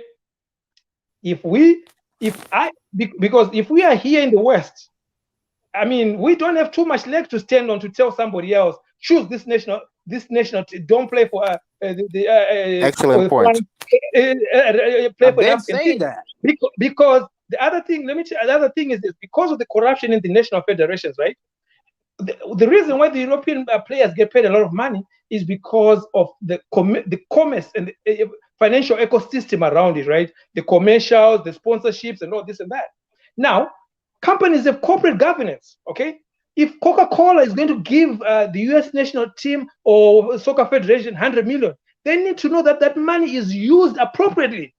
If that money is going to go into somebody's pocket, forget it. A proper company is not going to sponsor the kind of shenanigans, right? So, well, then what do you guess? So the national federations, they don't have much money. So the young guys, they choose to play for the European teams. I can't blame them. And the other thing is, there are like, lots of them who want to play for African teams. For European sponsorship. Why not an African company? Why Coca-Cola? You know what I'm saying? It doesn't matter. The thing is, even an African company, okay, an African company which has got proper governance in place, all right, they have to account for money they give out. So if the local federation is stealing from the money they're giving up to instead for soccer development or whatever it is, they cannot keep sponsoring the soccer federation. Muchi, the point is no one is saying that everyone should come up and leave and do whatever and put on the shields and go to battle. No one was saying that. The question was, there's a choice, right? You have to deal with the redundancies and the externalities that occur within, like you said, the African state. Unfortunately, there are a lot of issues at play when you're dealing with the African state. You know it, I know it, we all know it when we go back home and we do business, right? That's there, but there's also the other aspect of dealing and living in the West. So at the end of the day, the choice, you can choose to play for whatever country you want, that's fine. Here's the real thing. Where's the patriotism? right? Regardless of whatever your country does Okay, wrong or excuse me. however. Wait, Moochie, let me finish Let my me point, finish. please. Let me finish my point. The point is that there is no real patriotic departure point when you look at, for example, the parents of these children who are just happy to escape their states in Africa and run to the West, have their children there, brainwash their children that the West is everything that you need, and then they don't teach Yo, their you're children the speaking culture. so much BS right now, Please. Let me Casamar. finish. I'm You're almost speaking done. I'm BS. almost done. Let me finish my Are you sentence, please. teaching in a school in Can I finish? Nigeria? Are Can you a I teacher finish? in Nigeria? If you don't let me finish What are my you saying? sentence, let me finish my sentence, please. Thank you. I didn't interrupt the rest of you guys. So my point is this: is that when we are looking at it from that perspective, there has to be a patriotic understanding. Again, I'm not telling anyone to leave. And Moochie, oh man, Moochie, can I finish my sentence? I'm not telling anyone, again, just two sentences. I'm not telling anyone to leave. What I am saying is there has to be a patriotic effort. And that is not just on them, that is on us as well. Regardless of how bad our countries are, we have to stand up and be patriotic. And so the last thing I'm going to tell you is this, Muchi. When you look at what's happening in Africa, when we say, oh, the African state, we forget IMF, World Bank, 1980. Nobody was leaving Nigeria. Two Nigerians is a witness. Jughead is a witness. No one was leaving Nigeria in 1970, in 1960. When the IMF came in and told Babangida, IMF loans, you have to do the structural adjustment policies, all of a sudden Nigerians are moving in mass. So you guys are living in this Are you more vacuum where you patriotic don't. for your country Let me than other finish, people on please, the the panel, sentence. Casamar? You guys are living in the vacuum. We gotta take a quick commercial break. Everyone, if you have not bought the documentary In Search of Uhuru, please go to searchforuhuru.com. Please visit searchforuhuru.com and buy the documentary. This is the most important and impactful documentary, Africa-centered documentary of 2022. So please go to searchforuhuru.com and buy the documentary. And we have a word. Now we have a word from our sponsors. Hi guys, I'm Jay Dior, intuitive reader and spiritual advisor. If you are someone who has been looking for more clarity or guidance on some of the issues that you have been experiencing in your life, then you can head to my website, bougievoodoo.com, where you can check out my reviews, or you can go ahead and book a session now. Also, check out my boutique, J Dior Beauty, where I sell everything from luxury virgin hair and wigs to high quality sport bikinis and swimwear. There is free shipping on all orders over $100, or you can use promo code YouTube for an extra 10% off. Scan the QR code to check out the site now. At the Okoli Law Group, we specialize in producing justice. If you or a loved one in the Atlanta metro area is facing serious criminal charges, then you need serious legal representation. The Akoli Law Group is here for you. The Akoli Law Group is here for us. The Okoli Law Group, serious legal representation. Hey you guys, it is your girl Alexis Fowler coming to you with a special sale of 40% off all of my services when you use promo code VIP40 at alexisfowler.com. As a brand designer and consultant, I provide services like digital art, logo designs, packaging designs, web designs, social media flyers, and much more. If you're an entrepreneur with a business or a startup company and you need help with branding and graphic design, make sure you take advantage of this opportunity with 40% off using promo code VIP40 to get 40% off on all my services at alexisfowler.com.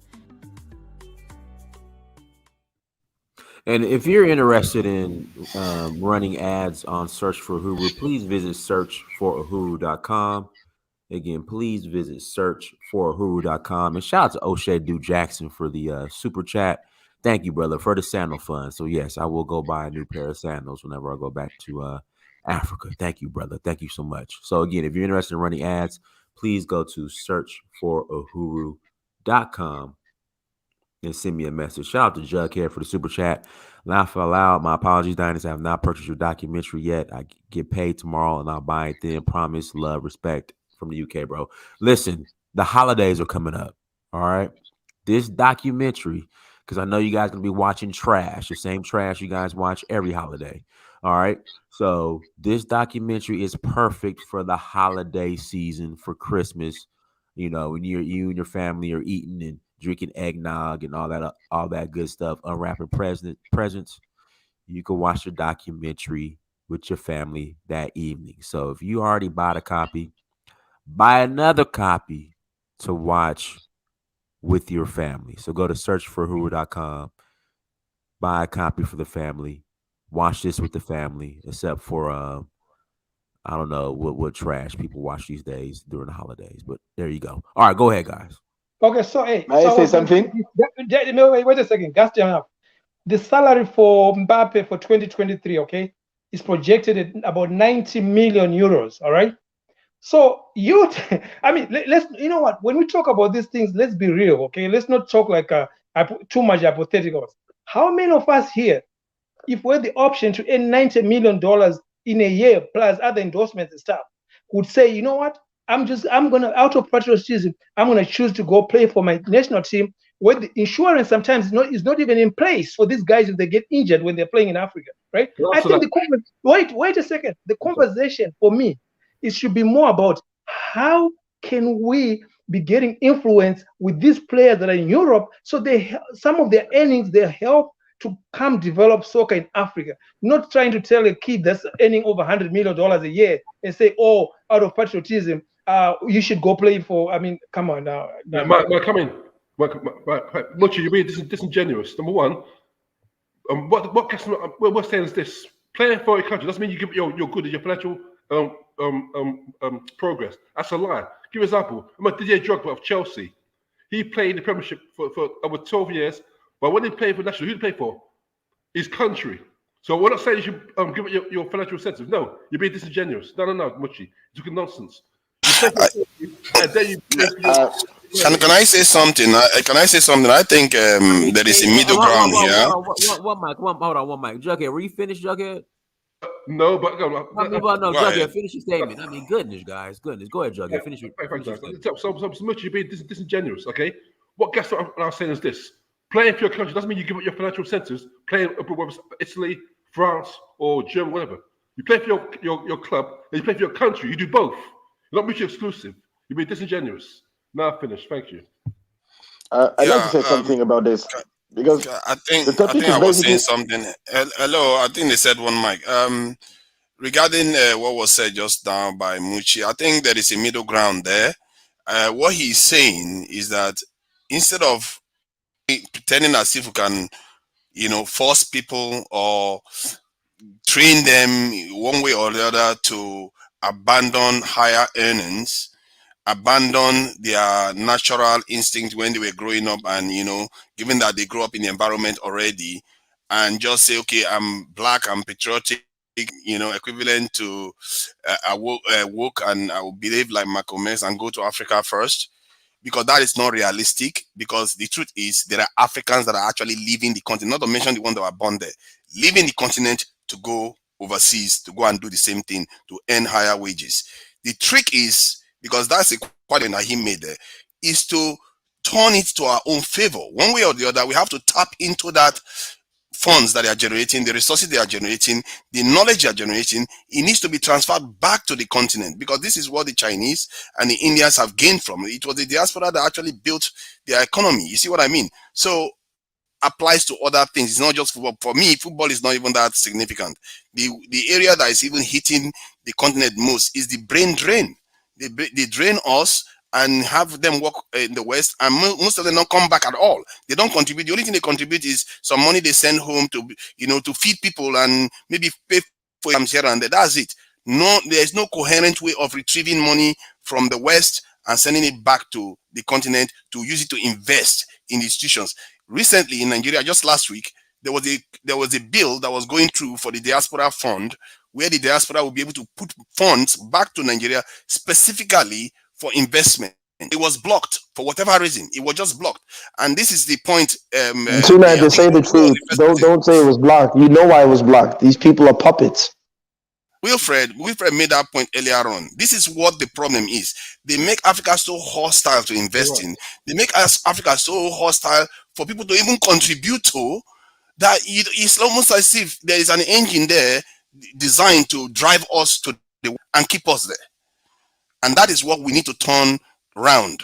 And I think Muchi is correct to make that point. I think sometimes when we are talking about these things, we don't hear each other out. Thank you. Well, I think there's lots of things that we basically agree on, even though we like to beef for just for the sake of beefing.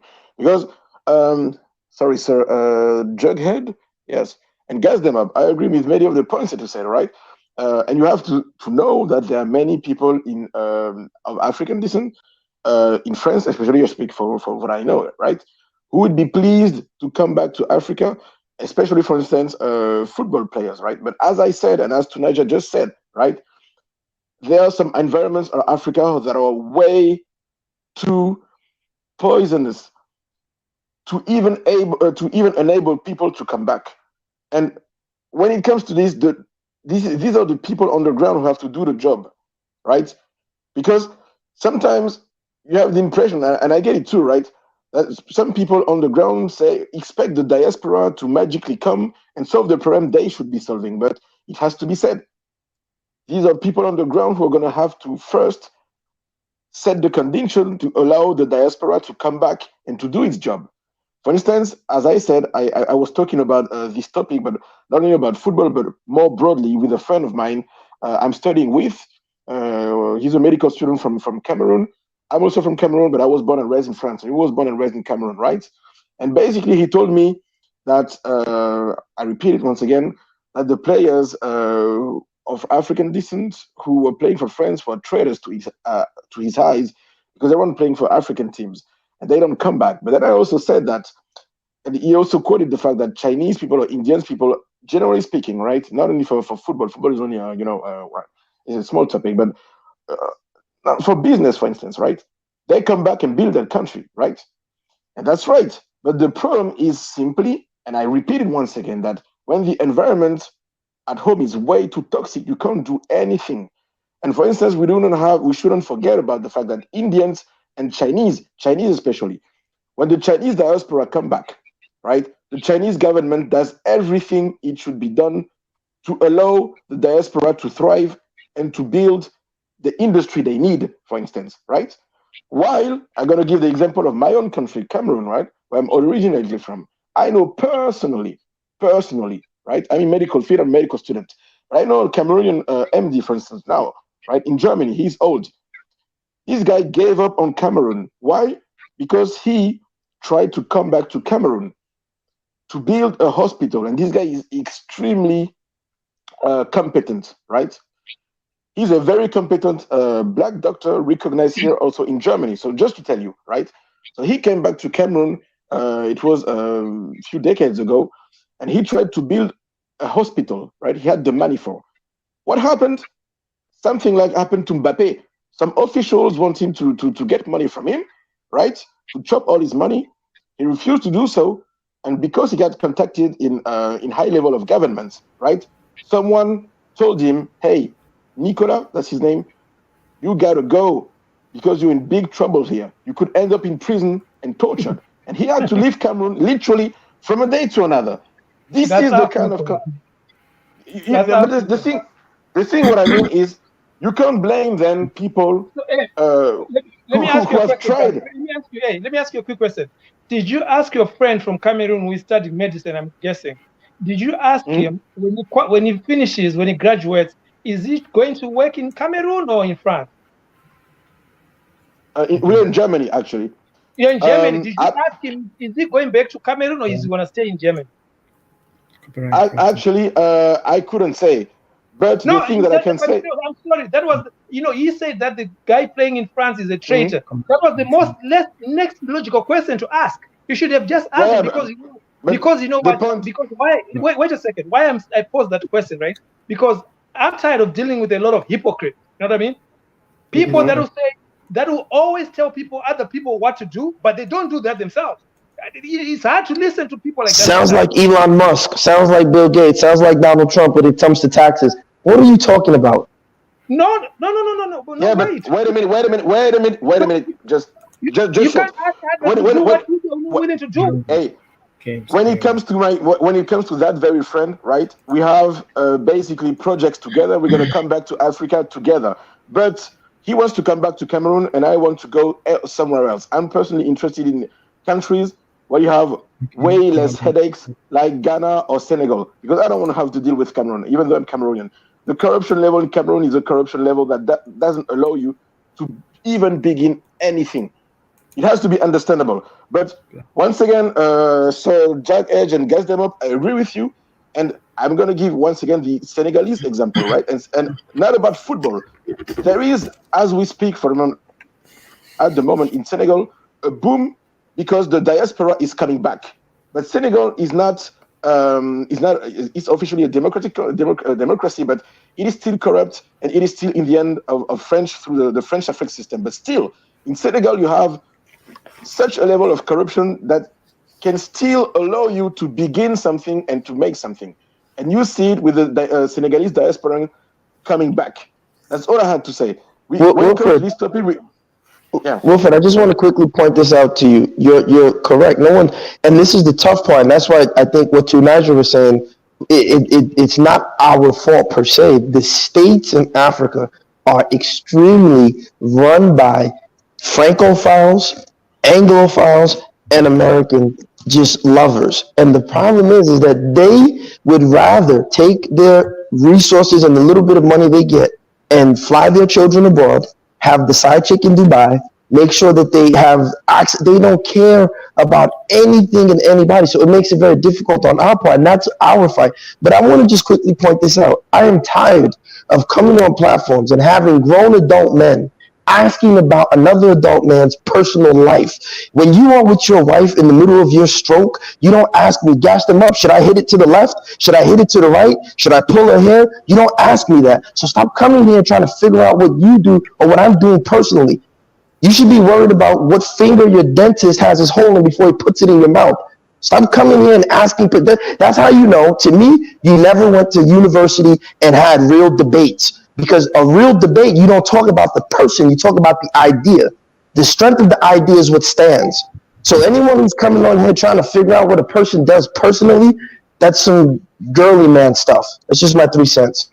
Yeah, you're getting too emotional. I mean, nobody has to figure out what you personally are doing. But here, besides the point. The other thing is, some of you guys, I don't know if you know, right? A lot of Chinese students, when they come to the US, I know for a fact, I've gone to school with Chinese students. Most of them, they are sponsored by the government. Okay, so because the government invests in them to come over here for school, when they finish school, they go back to their country. How many governments in Africa are sponsoring students to come to the US or to Europe to go to school? So all these things, you can't look at them in isolation and you just zone in on how an individual decides, because the fact is, like the other brother said, if Senegal is creating enough big environment where the diaspora can come back and they don't face too much headache, corruption is there but maybe minimized. If you create good conditions, the people naturally go back home, invest, and do whatever else they want to do. Look at South Africa. Most South Africans, they don't live in South Africa. Botswana, most people in Botswana, I'm from Southern Africa. Most people from Botswana, Namibia, in fact, a number of countries, Mozambique, a number of countries in Southern Africa, most people don't leave their country to go work overseas. Why? Because the environment is fairly stable. Until you do that, then sorry, there's nothing much you can do. Muchi, you're being disingenuous. You forgot. That's not a very good point. You didn't pay attention. You said it before that the Chinese. You mentioned the example of Chinese students sponsored by China. We don't do that. But why is that? Because African leaders we have aren't interested. That's the most points. We have leaders that are retarded, cowardly, and traitors. They must be removed. I think the thing is, let me just say this. I think always there's always middle. I think this is the weird thing. Every time people talk, I always see the middle. The truth is, Nigerian government sponsor Nigerians to go overseas. You see that? They do. I've seen so many cases where they've done it. As a matter of fact, one of the presidential candidates, one of the bodies sent more than 100 people overseas to go and study. They do this thing. The problem is that they don't put any provision to encourage them to come back in any way. I know of one that went to China and he doesn't want to come back now. He wants to stay there. They go there and they remain there. That is, we don't have any provision to bring them back, for one, because most of our countries are hostile to them. Our country a good this is living. They don't reward them properly. So why would they come back? This is what needs to be fixed. You can't expect your citizens, all of them, to be conscious enough to want to come back and make the necessary sacrifices if you don't put the provisions in place for them. So too much. I disagree, my brother. I disagree. You see, you said before that the environment's hostile, but why is that? That's because of misleadership. See my point? You're not being ambiguous. Be specific. Let's get to the root of the problem. We have people in charge that are scum, hate Africa, that must be removed. Let's get to the top. I agree with you there. That's why I'm saying you shouldn't be disagreeing with this guy, because this guy. No. Sorry, my mic is gone. So what Muchi is saying, he's trying to reach a message. Just find a way to tap into, control the flow. What is happening is that it's an uncontrolled flow. They go out, they never return. You have to have a way of controlling it. He used the Japanese example. You see, I know of somebody that is running a charity in Nigeria right now, training a lot of people up, and the difference between him and most other people is that he's training them up that always have to remember where they came from. And when they go somewhere, they have to train other people. They have to bring come and serve. How long has that been going on? No, it's only one person. It's only one charity that I've seen that is doing that. Most Nigerians. No, what I mean is, you said there's a flow of human bodies. That flow of human bodies has been occurring since the 1400s, since the Portuguese. And so we have not learned our lesson. Look, listen, if you look at Africa, right, this is why I don't take it too serious when I go to these Paris, because nobody's really studying the history. When did Africa start looking towards the Atlantic? When the Portuguese started sailing down the coast, we turned our heads away from the Sahara trade routes and looked at the Atlantic trade. And the Atlantic trade involved what? The trading and the movement of bodies. What did we get? It's a great PDF. It's a great book you can do. What Africans got for their so-called slaves. Mirrors, pipes, cloth. The clothes that, particularly Nigerians are running around saying Africa print is really Dutch wax print. It's not even African.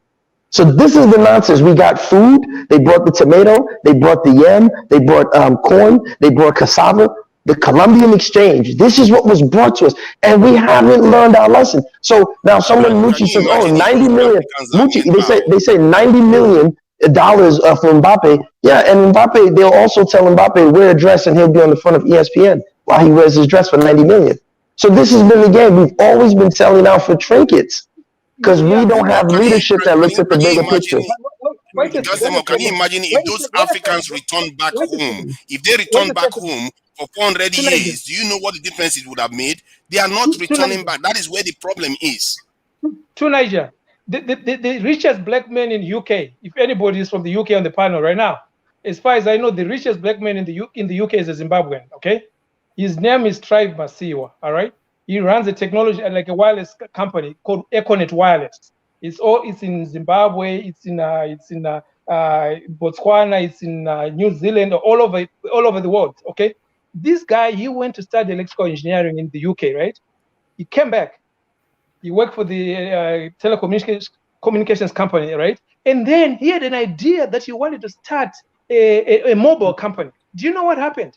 The government could not give him a license, even though the government was only running fixed wire telephones, okay? It only took one of the vice presidents to interject for him to get a license, all right? But even after he got the license, this guy, they started accusing him of externalizing foreign currency, blah, blah, blah. He had to run away to stay in South Africa. Okay, now he's based in England. He's a billionaire. He's the richest black man in the UK.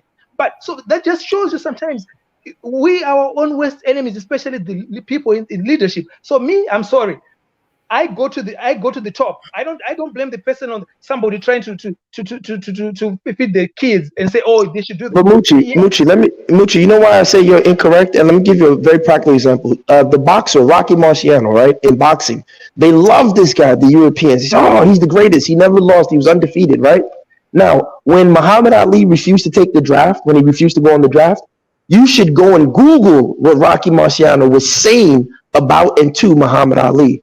So when you people say athletes, don't expect patriotism from your athletes. Larry, stop being a confused Nigerian, right, that hides in Lekki. These elites, Larry. When you people say athletes aren't patriotic, then what do you people say with Rocky Marciano? When he was sitting there disparaging Muhammad Ali for refusing to be drafted. So don't tell me that athletes are not patriotic and it's not involved with politics. Don't say that. You have to understand that. Can I just say something? They grew up in a different country. Alex, let me just say this. It's going to be very short. I think they grew up in a different country. They grew up in a different.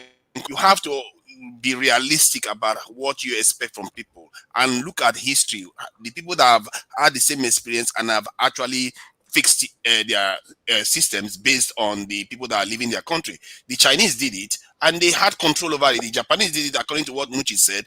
It's elementary. You just have to make your this in home more hospitable to. You have to have control of the flow. We don't have the control of the flow. Can you imagine for 400 years if those people that were leaving the continent were returning back, the wealth that would have returned and the knowledge that would have come back to the continent, but they don't come back. They die there and they marry there. They stay there. That is where the problem is. The flow. We have to take control. No, Tunaja, they did come back. You should read the book, Two Princes of Calabar. Tunaja, they did come back. These elite chiefs were sending their children. Tunaja, no, listen. The elite chiefs, right? All these chiefs, Jaja Rapobo, all these guys, they were sending their children to be educated in abroad. And when their children came back, they did the first thing. They came and engaged in the slave trade.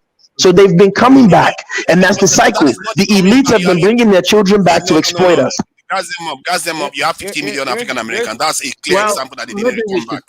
Here's another thing, though. How many French players of African descent do you guys want playing for their for the African teams? Like we already mentioned, Cameroon had like 8 players that were born in France, right? Senegal has how many players that were born in France? So should all those Africans born in France, should none of them be playing for France? Morocco no, they shouldn't. They should go back home. They make money already in the. Should be allowed to play for they France, should right? no. They should be patriotic and support their father's land. Correct. Okay, so also Africans who live in France also, none of them should be allowed to work in France either, right? Because that's. Are you saying that to the IMF? They shouldn't be. You're right, but the IMF messed up their countries. So you see, you're going to be in a vacuum as usual. So what caused the economic collapse of their countries? Allowed to work in France, yes or no? They shouldn't be. The reason why they're working there is because of IMF. Dude, do you know what a structure? You wouldn't know a structural adjustment program if it crawled up your backside. That's the problem. You're Captain America. You don't know where I live, and if you know, you're a government agent, like the rest of you people on these platforms. How do you know that? How do you know me? You work for the State Department? How do you know me? You don't know where I live. You don't know me. You don't know me. Leave that angle of the argument. Let's leave that angle. Hey, one mic. Let's talk with East South. Okay. Wait. Let's talk with East South. Okay. Let's talk with East South. Mucci, that's it. One mic. Mucci. Maybe I should speak now. Do you hear me? One mic. Yes. All right. Let's talk with the inside. Okay, let's talk with you still talking, Mucci. I'm talking because people are insulting. I said one mic. Maybe I should speak now. Golly. All right. Go ahead, Mono. Yeah, can you hear me? I hear you. Go ahead.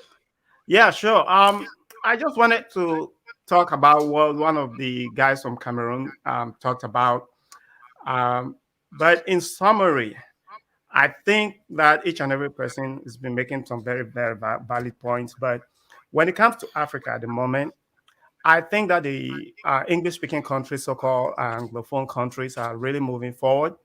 But the worst places that you could even have any kind of investment would be in French-speaking countries. Because as much as each and every African country is colonized, but the French-speaking countries or so-called Francophonie countries are so steeped in French colonialism that probably they may never even in 1,000 years get away from it. If you look at the case of I don't Cameroon, agree. Look at Mali and Burkina I Faso. have to agree. I well, have to let me agree with that finish. too. Let me finish. Totally When I agree. said that, I said that in jest. You get the point. Of course, any country can change. But what I'm about to say is that, for example, a country like Cameroon, what he was saying about the doctor who wanted to make an investment. If you look at the situation in the country where you have the movement that is trying to succeed from the country, then a couple of Cameroonians were online on Facebook, on different social media platforms, talking about the country. Some people were taking sides, some people were giving different ideas on how to move the country forward. But the country forgot that most of the investment in the country, up to about 50% of their foreign exchange earnings, is coming from the diaspora. They started arresting their own citizens at the airport. What does that do for tourism? It made even some of the Europeans who were coming as tourists to move away. Most of the embassies started saying, don't go to Cameroon because you have a very repressive regime. When someone Googles Cameroon, what do you see? A president who has been in power for 40 years. That is very consistent with you being a dictator. Whether you agree about the meaning of dictatorship based on what the West describes, but when a person is in power for 40 years, the speaker has been in power for 35 years, all of the ministers have been in there for 30 years, that is not a breeding ground for any kind of business. If you look at Gabon, it's the same thing. You look at Togo, you look at all of these countries, very, very, very repressive. Look at Samuel Eto'o, for example. When he played for Cameroon, 3 years in a row, the federation president refused to pay his bonuses. What happened? When they went to play a four-nation tournament in Algeria, he told the other players, I paid your flights, you guys came in. The government refuses to pay you guys. You have back pay. They've been doing it since for how long? He said, so I'm leaving. They didn't play the game. What happened? CAF suspended Cameroon, forced them to pay a fine. But they're supposed to be patriotic. Well, Cameroon Federation, instead of correcting the problem, they suspended Samuel Eto'o, took the captainship from him. You see, but he's been so patriotic. He was paying flights for those players, helping a lot of them. But that is what you get when you have that kind of repressive regime in place. Today, Samuel Eto'o is being president of Cameroon Football Federation. He's making some changes. But bear in mind, before he came in, it wasn't really very easy. He should have even lost the election. Even the government didn't want him, just like in Cote d'Ivoire. DJ Drogba didn't really play his cards very well. He didn't really understand the game on the ground.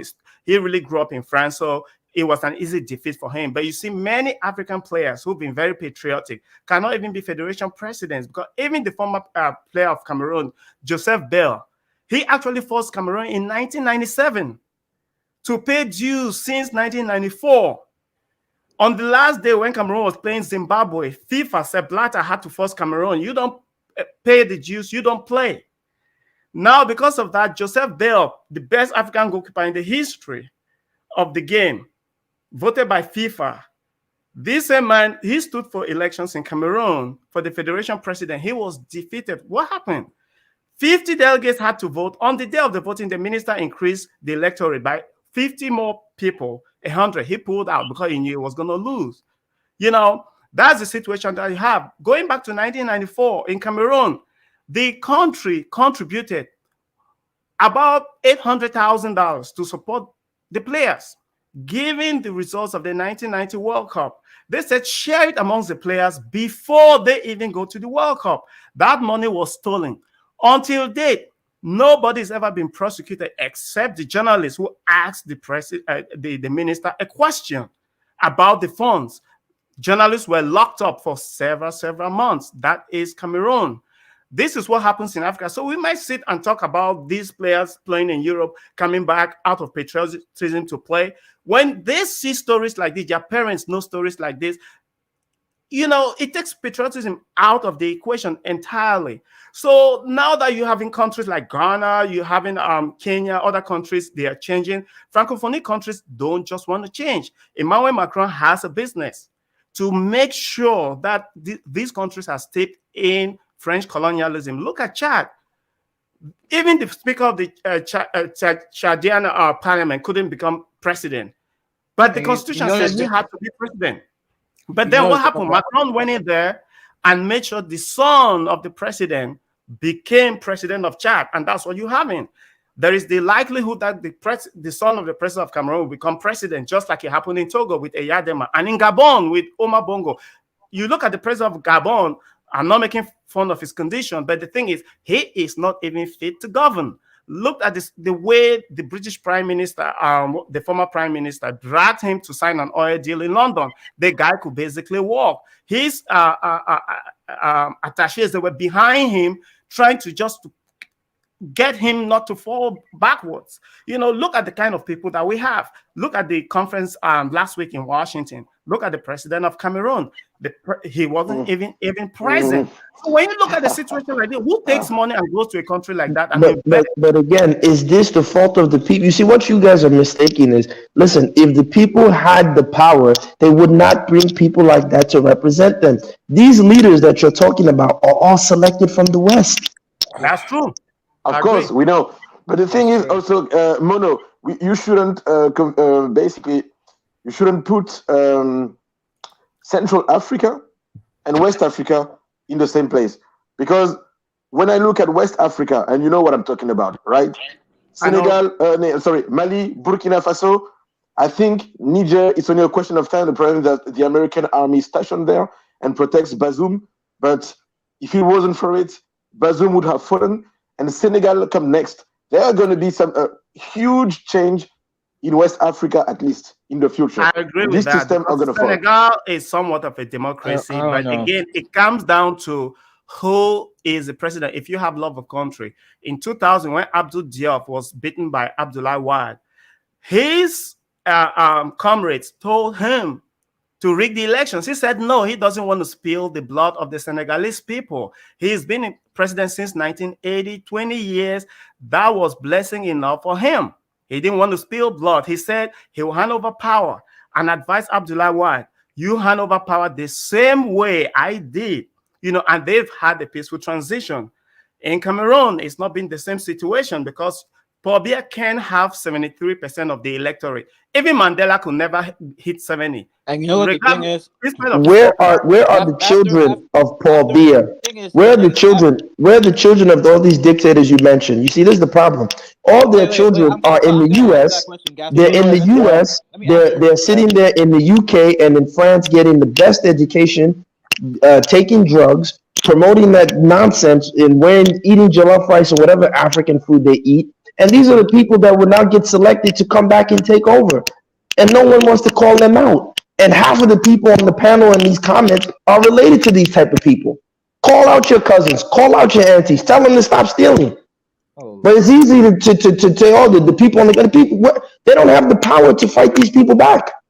Bia's children, where are Bia's children? Are they in Cameroon? So one of them is in Cameroon. But the thing is, these people are groomed to take over power. It doesn't matter whether they're in Switzerland or some other place. Yeah, you know, they're groomed to take power because power is just by you handing it to your son. Because even the people within the government, they are all octogenarians. They are all cronies. So they want to continue the system. So the thing is, they will just say the son will take over by acclamation. You know, they don't care because the Constitution doesn't really exist for some of these. That's the point. So it's easy for us to sit there and say, if we are not sitting down there in the diaspora voicing these things, if we're not encouraging the people back home, providing money, resources, going there ourselves and interacting and enlightening the people. You see, part of the problem is us in the West, those who are fortunate enough to go to the West, we don't tell them the whole picture. We tell them half the picture. Oh, America's lovely. Oh, France is lovely. We don't tell them the full picture. We don't give them what also goes on. We tell them half the picture. Here's the thing, though. Some of us, you're right, guys. Some of us. Specifically, because I'm from Cameroon, and specifically, I'm from the part of Cameroon that's currently at war with the government. So I know a lot of people, being in America, I know a lot of people from that specific part of Cameroon who are in America right now. And when they go back to Cameroon, they have to worry about getting arrested or getting, beat by the police or whoever is investigating them because they're related to the people who are currently fighting Paul Biya and his government right now to succeed. So Gas Them Up is talking about how the elites are, this, and they're not part of the regular people. The elites are chosen from the regular people. It just happens to be that most of the regular people are miseducated. So when they do get chosen, by these people, by these What was the last foreign free and countries. fair election that existed on any African country? Let me say particularly West Africa. Because when you say this stuff, Let me finish my point, so bro. tell me, what was the last free? Because you said they're chosen by the people. Where are the people Finish my choosing? point.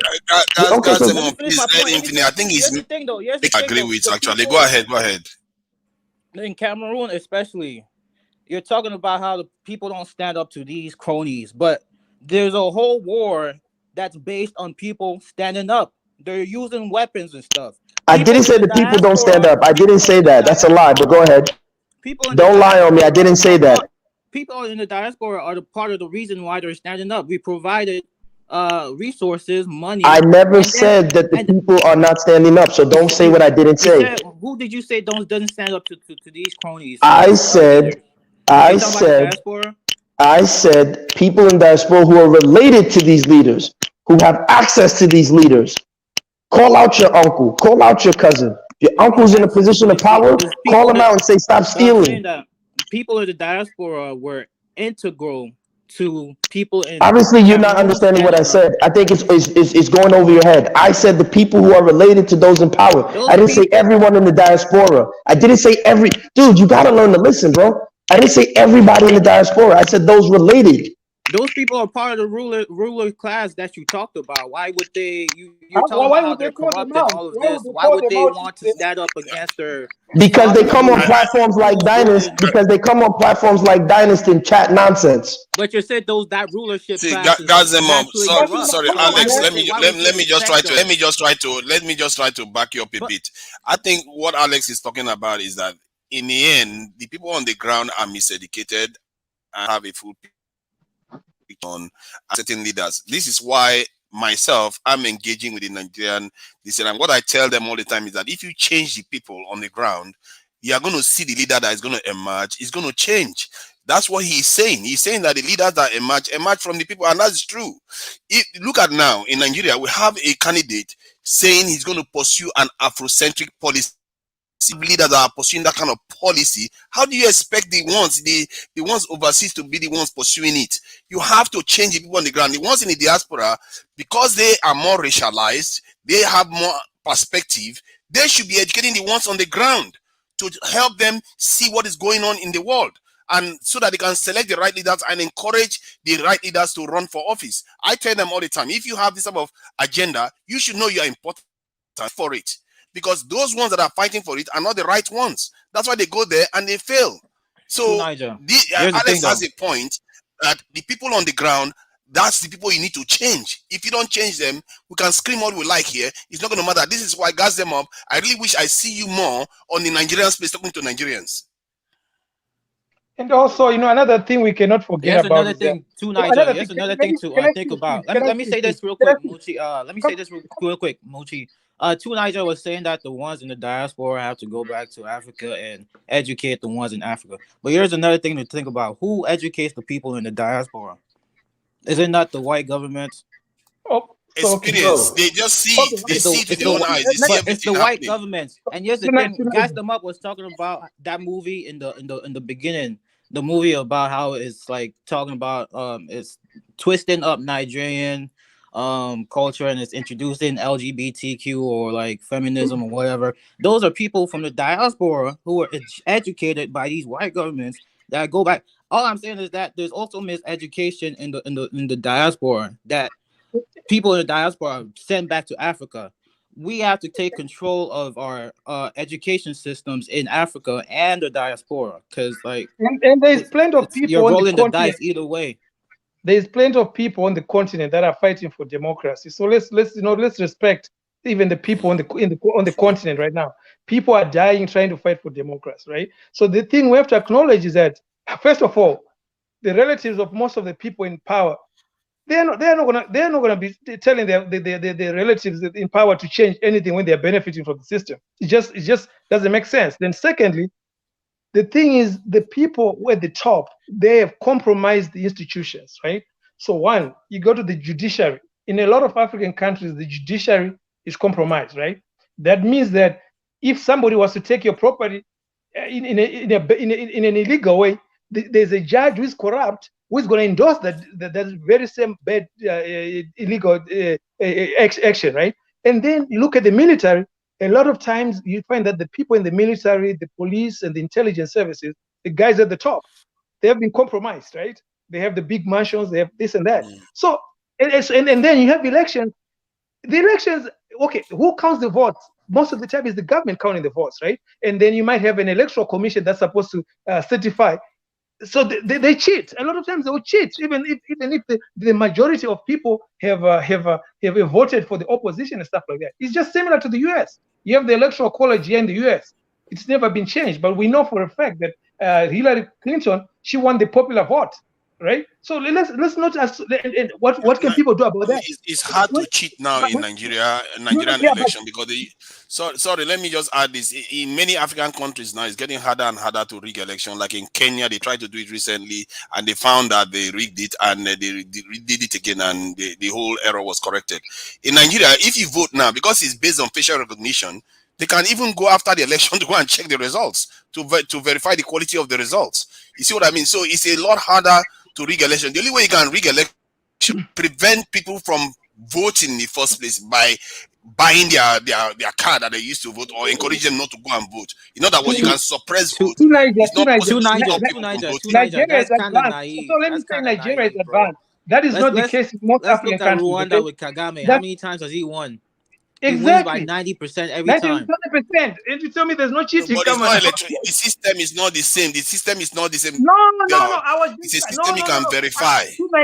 To Niger, I was just trying to highlight to you. I'm not saying it's equivalent. I'm just trying to highlight to you that, for example, in the US, because of a system that's been put in place, 3-4 million people can vote for a candidate in total, but still lose the presidential election. And so that's what I'm saying. But True. you as an individual, they are following the rules. They are following the rules. They are not breaking the rules. You're rushing before I make the point. The point I'm trying to make is the individual themselves does not have much power to change the status quo. Just like if you can vote for the opposition and then they cheat. And in a lot of African countries, I don't know about Nigeria. You're saying Nigeria, they have a very good system. You can't cheat. What I know, the majority of African countries, the tallying of votes that happens at the local level until it gets to the national level, there is a lot of stuff that happens in between. There's a lot of cheating that goes on.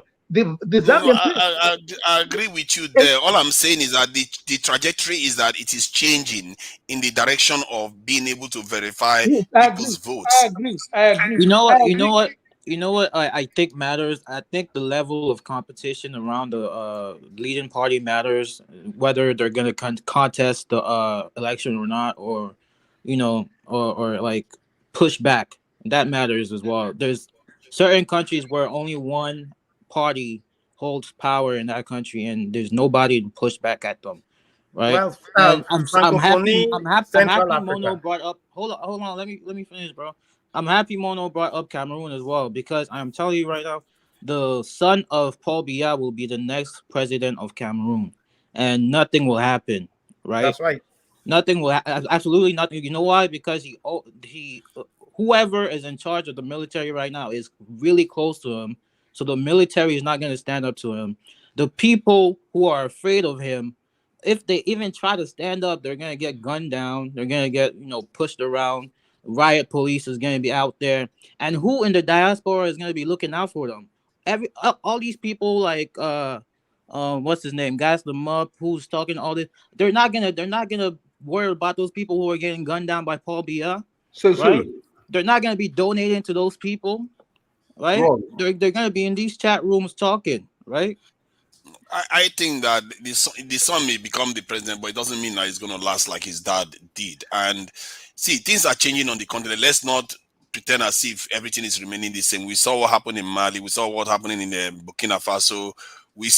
I've seen changes even in Nigeria itself. See, a lady was attacked in Nigeria just this week. That I know of. 2 weeks ago, one of them was killed in the north. So there are people fighting and trying to change things on the ground in Nigeria. They are being assassinated. They are being killed. I've had a lady confess to the fact that she is this question native that what happened with the Ajakuta steel plant. She talked about how the DSS called her and told her, you know what, stop asking that question because people get killed and all the rest of it. If you want to change stuff, actually run for office. That's why she's running for office now, because when you have a public face, it's harder to get rid of you. So these things, there are people struggling on the ground as we speak. And if you want to empower them, you go and support them and help change minds on the ground. Because the more you change minds on the ground, they are listening. The truth is, they are listening. Most of these leaders these days, many of them go online. Even Tinubu was complaining the other day. He's an old man, 70-year-old man, complaining that people are internet that he doesn't want. They listen. They know what people are saying. And I think it's important that anybody that feels that something needs to change on the ground in Africa, even if you're in the diaspora, go into their spaces and contribute your experience to them, because they need to be hearing these things more and more. Thank you. Yeah, and that's Okay. true. What Two Niger is saying, because the thing is, even though Paul Biya has been in Cameroon for 40 years, Well, the sun Mike, may not last that long. let's pass it to Kifaro. Kifaro's been waiting. Go ahead, Kifaro. Yeah, thank you, Dynast. Thank you, everyone on the panel. I've been listening to you guys, and I would say you guys are like gentlemen with great insight of what is going on in Africa. You know, you speak more like politicians, the kind of people I would like to listen to. But I've been listening to you guys for almost 2 hours now, and I didn't get any solutions. You know, and we often known of complaining. We know exactly what's going on in Africa. We know our problems. We know we have bad politicians. We know the influence of the Europeans. We know all those details. And if you ask an African what's wrong about what's wrong in Africa, they will tell you. They'll give you a list of complaints, and that they might be right. But how do you stop it? What is the solution? Okay, so before I start asking you guys your own solution, I'm going to tell you my own solution. First of all, I'm going to tell you I'm from Cameroon. I'm from the part that is trying to secede, but I don't support those people because I don't believe Cameroon belongs to Paul Biya. I don't believe Cameroon belongs to any political party. I believe Cameroon belongs to Cameroonians. Paul Biya is going to die. All those political parties are going to come and go, but Cameroon is going to remain. So instead of fighting to remove Paul Biya, we should try to fight to save Cameroon. So my only solution is this. We all can accept that Africa, we have a problem with politicians. We're working on the political system that was imposed by us immediately after colonialism. And this system has not changed. I heard one of the brothers talking like that the Anglophone countries are doing better, but looking at the data, it does not really make any difference. Most of all African countries are middle income countries. The ones that have got dictators, the ones that have not got dictators, the development index is almost the same. There's not much difference. So I was thinking, please let me just finish. So okay. I was thinking my own solution is we need to groom our own politicians. That's the only way. I believe in politics. We need to groom our own politicians. We cannot allow people to own political party in Africa. A person cannot be in charge of a political party because if they're in charge, they have absolute power. They can decide to do anything and nothing can be done. So we should groom our own politicians. So I've started my own little movement. It's called the Pan-African Alliance, where each people, okay, we can start from the root. We need to start from scratch. We need to groom our own politicians, and we need to educate Africans, not just expecting people to change. People are not going to change due to their circumstances and due to their environment. We actually need to groom people and educate people to the point where we can say, okay, we have to create political parties and political institutions that can actually represent us, because these people don't represent us. It's a fact. They represent French colonialism or Western imperialism. So let me say something real quick, Jughead. Let me just say something real quick. Kiefer, I like your contribution first of all, and you told us name solutions. The thing is though, like not everybody's solution is going to be like the same as your solution, and sometimes that's okay. So you were talking about how you don't support the secessionists in Southern Cameroon. But in their mind, that succeeding from Cameroon is their own solution that might be different from yours. So what these people have done is they've provided their people with protection from the Paul Biya regime, right? Because when and you're from that part, so you know how this thing started. When they were protesting at first in Bamenda and Bafut and all those counties, the military came in and the military started shooting people, right? At that point, the citizens in those areas did not have weapons. They did not have guns. They did not have AK-47s. They did not have grenades, explosives, like how they do now. So the military took advantage of the fact that those people were unprotected, shot them anyhow. People who are just protesting, holding plants and whatnot. So those people who lost their lives for no reason, you're telling those people that they should still live in that country and they should wait. They should patiently wait till the dictator dies. And then the son of the dictator takes over and then goes through the same cycle as well. Who knows how long Frank Biya is gonna last? What? We should wait 40 more years after Paul Biya has died, and then Frank Biya comes in and he spends 40 more years as being a dictator, and we should just wait it out, or we should take destiny in our own hands and carve our own path. That's what those people are doing by challenging Paul Biya, and it took a lot of guts for them, because a lot of those people in let the me add diaspora, something. a lot of those people in the diaspora that funded those people to protect themselves in Cameroon, a lot of them are using their hard-earned money, Yeah, and brother, they're taking risks. I explain. A Let lot of me them got let me just tell arrested, you and who they're I've spending been. their You've lives already in made the prison. point. We're See, not going to I wait for explain to Frank you. Biya to take over and But spend 40 brother, more I explain years, to you. Listen to because me. I Cameroonians are was part. cowards. Listen, let me tell you what I you was. sound like a Biafran. Come Let, on. I'm Alex. I was part of what we call the DDA. They did the Ambasonian Defense Force. We were the one who were actually paying people to organize strike in Cameroon. When it started with Kakov, I was part of those people. You might not know. I spoke with what the guy that is in prison now. We're part of the defense force. I was paid $100 a month. You might not know me. If I show you my pictures, I was like, my name was among people who they were wanted, who had not to come to Cameroon.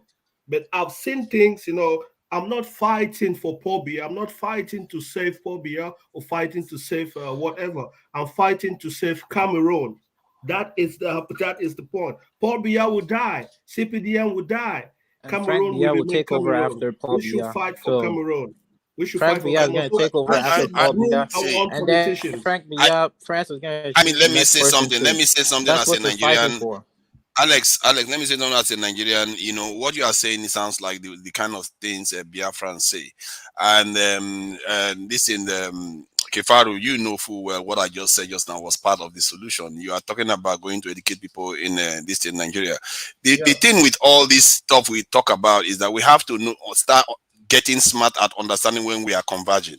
The truth is, these if you want to separate from Cameroon because you feel marginalized one way or the other, you're just returning to the status quo that led us colonized, enslaved, and all the rest. You are taking step backward. Besides, if one side says no, it's war.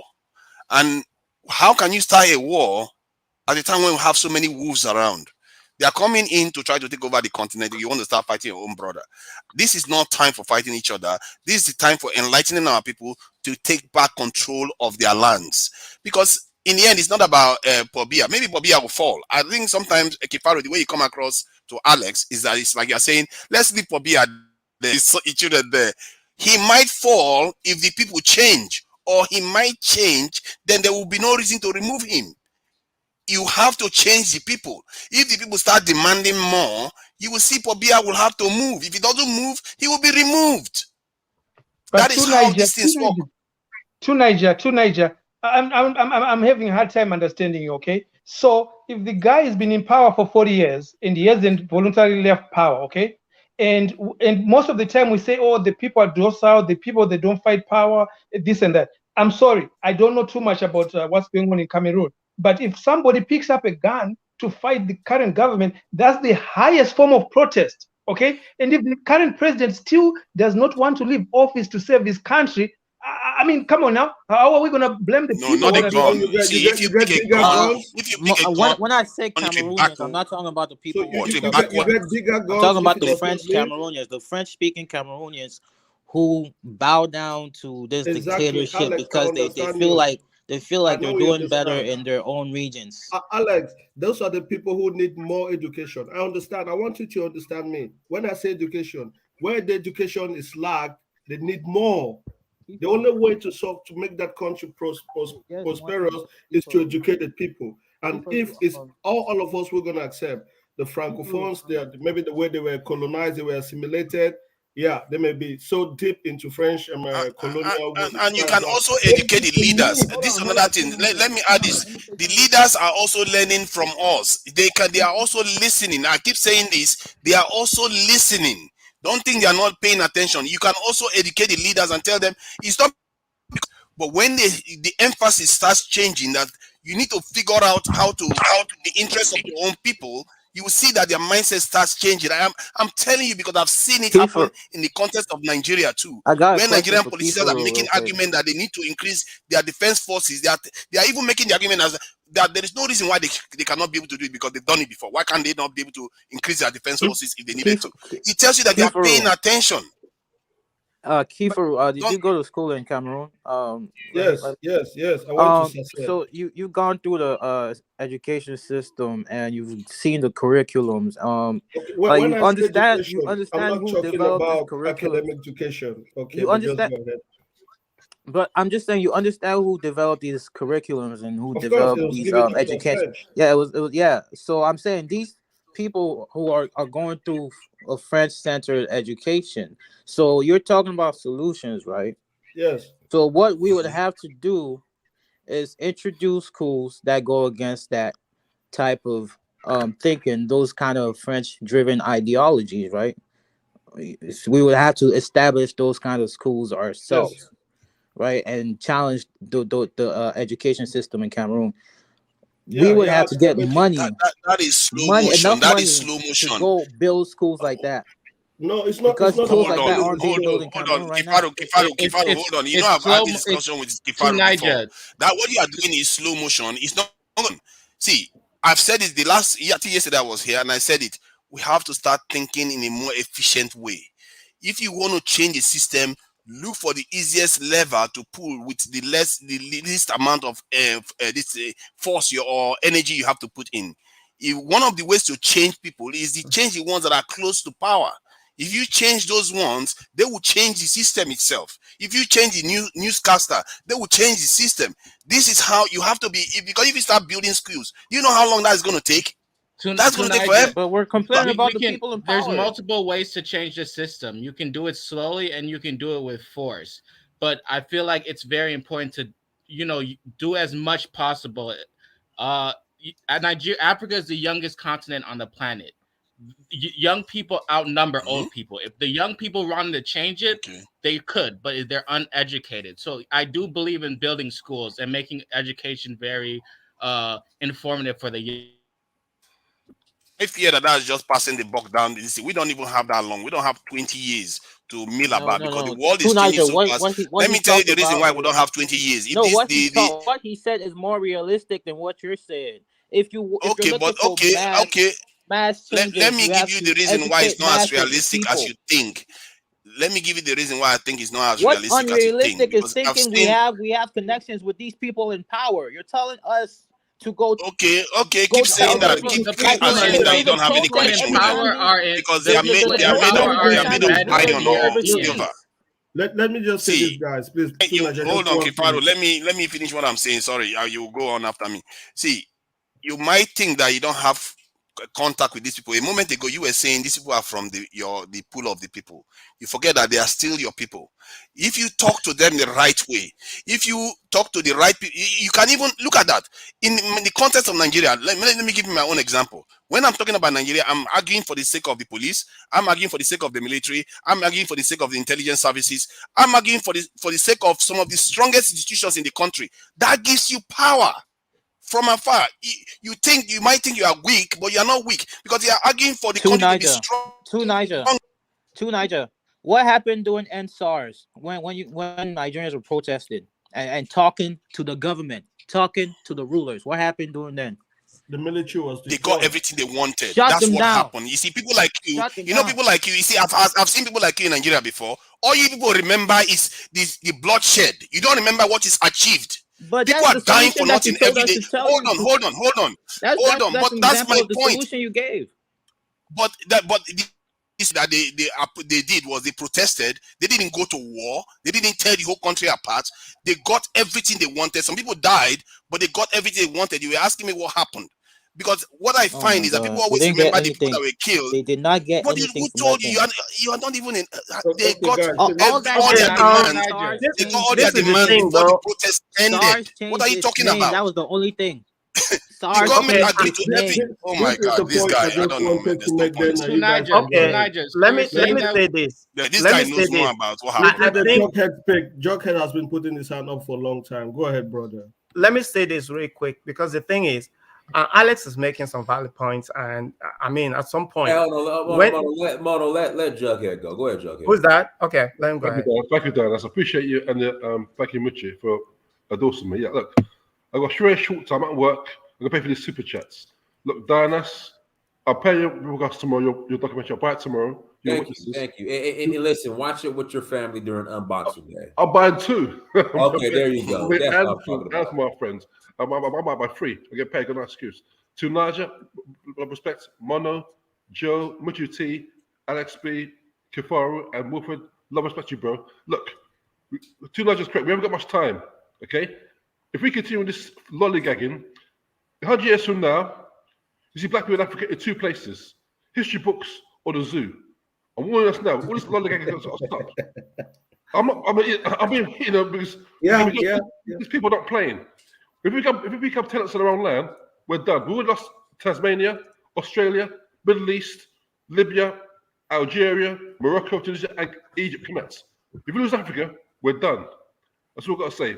Love, respect, take care. Yeah. Thank you. Thank you, brother. We haven't got all for the whole century to figure this one out. And I fear that when people do that, they are passing the buck to the next generation. You can start changing things now. I've testified to this before, that just by speaking on Nigerian channels, one guy, the guy that hosted the panel, was telling me, if you know the people that are using the panel, that you will be surprised.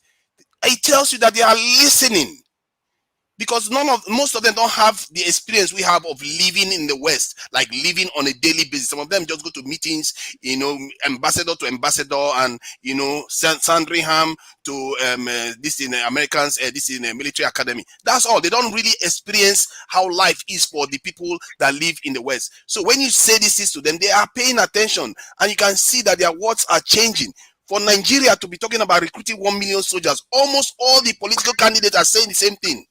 That tells it's not stupid. And as a matter of fact, I also put an evidence forward that the presidential candidate actually said he checks online, and the insults that he gets, that because of that he's not going there anymore. This is a 70-year-old man going online. So they listen. There's something to be said for people actually going there and engaging with them. So let's not pretend as if just talking and doing something in a separate way is just going to lead to a quick solution. It's not. It's going to lead to a long solution, and by that time, it will be too late for us to reclaim our destiny. Because these people that design this system, they are also very clever. And every move we make, they are following us. And by the time we get to that point where you are talking about 10, 20 years, it's going to be over. Exactly. They will have China, India, and America, and Europe. They would have settled their destiny, and we will be in trouble then. Okay, let me just make this point to even listening Alex now. Alex, just before you say something, you're talking about fight. We can learn from the Biafras, okay? The Biafras fought. What has that changed? Nothing. But that is another conversation. My point is, if they change anyone in Cameroon now, it's not going to be different from Paul Biya. I swear to God, it's not the time. The mentality of the people is not right. If you ask me, Paul Biya can stay there until the Cameroonians have the right mindset to fight for their country. Frank Biya, whoever, is going to be the same.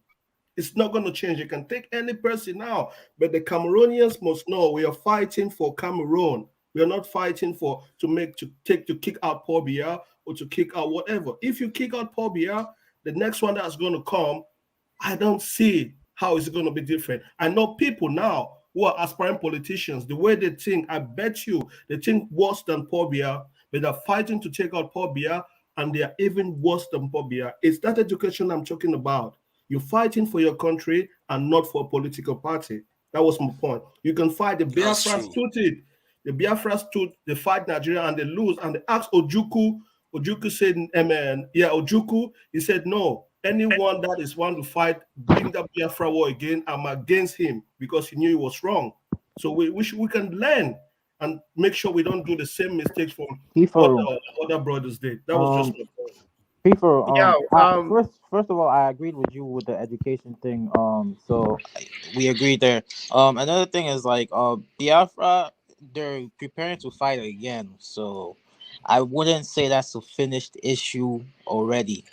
That's still an ongoing thing. And as far as presidency goes in Cameroon, I don't really care about presidency in Cameroon anymore. Whoever wants to be president can stay there as long as they want. I'm thinking about Ambazonia. Yeah, this is the thing. This situation in Cameroon is a bit of a complex situation. Yeah, Kifaru made a very good point. I think if you go back to the history of Cameroon, you look at the political elections that took place in the country, you realize that Paul Biya has never really won any election in Cameroon. I mean, this is not based on any kind of statistics. That's a fact. But if you look in a free and fair election, Paul Biya will not even make 20% of the elections. Why? Because if you go back, I mean, I'm from next door to Cameroon. You go back to 1992. I grew up in Cameroon for a number of years too. You go back to Nigeria, Congo. If you go back, if you go back to 1992, when the leader of the biggest political party, he won at the time. Yes, I was in Yaoundé. Out of the 5 regions in Yaoundé, he won 4 out of 5. Those people who voted for him were majority Francophone speaking Cameroonians. They voted for him even where Paul Biya voted. He won 4 out of 5. In Douala, he won more than 85% of the votes. Those were not really Anglophones. The thing is, with respect to the Ambazonia crisis, it wasn't supposed to get to the point of being a secession. But because the country mismanaged the crisis, that's what led to that, because you had so much bloodshed, so many people were dying. And again, the military was not people from the region. They came from the eastern part of Cameroon. Then the people started saying that we're being killed by people from the other side. Then they decided that, you know what, we're going to defend ourselves. Brother, they started fighting back. Brother, Cameroon military is made up of people from all tribes. I understand. Like I said, let me just finish because it can be I told you I lived in Cameroon a number of years, so I lived in both parts. So I can speak about Cameroon. I've lived in a number of countries because my father was always moving. So if you look at the situation, even when I speak to other Cameroonians, they will tell you, even like the governor of their region will not be someone from their area. The divisional officer will not be someone from their area. These are people who actually make the decision. So when you're having a colonel coming in, that colonel is more likely 9 out of 10 times from the French-speaking part of Cameroon. So the people have their eyes open. They see that we're being killed, and the division is being actually highlighted by the government itself. So they decided that we're going to fight, and who we're fighting against. You're not just fighting Paul Biya, you start fighting the other side. Now you have that secessionist movement, which is based on colonial lines. So you may say that the people still fighting and getting back into colonialism, but remember that what they really see on the ground is actually the manifestation of colonialism in a sense. So they have to fight it as well. So whereas Cameroon might be good to be a unified country, and indeed the Francophones, the common Francophone Cameroonian, doesn't really have much against the Anglophone Cameroonian, but the systemic problem in Cameroon is actually a creation of Paul Biya and the cronies that surround him. You know, if you go to Cameroon, you look at the English-speaking part of Cameroon, I can tell you without fear of ever exaggeration that they have more developed townships than even French-speaking part of Cameroon. You go Of to course, Linde, of you go course. to When you Wow. take away, Okay. That's You a see what fact. he just said just now. What he just said just now is very interesting. This is if you we take have the away same problem Let me in finish Nigeria. because I don't want you guys to Okay, miss go the ahead. point. Go ahead. But if Go you that ahead. take away development that Douala, happened, you the take away development that Douala and happened was not Yaoundé, because of the development that happened is not really attributable to Paul Biya. It was during the time that they existed as a federation with Cameroon. So they were developed by their own people, but that development became forestalled.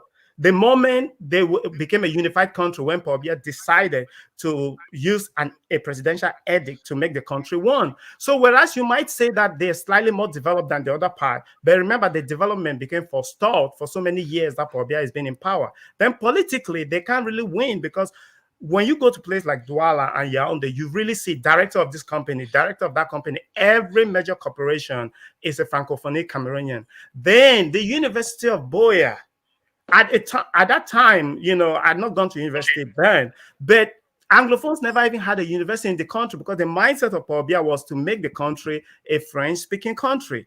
So there was a lot of bloodshed before they could even have an Anglophone university. Many Anglophone Cameroonians actually studied in Nigeria. Most of them were going to Nigeria and Ghana and Sierra Leone and other parts of Africa. So in a sense, in Nigeria, you're correct.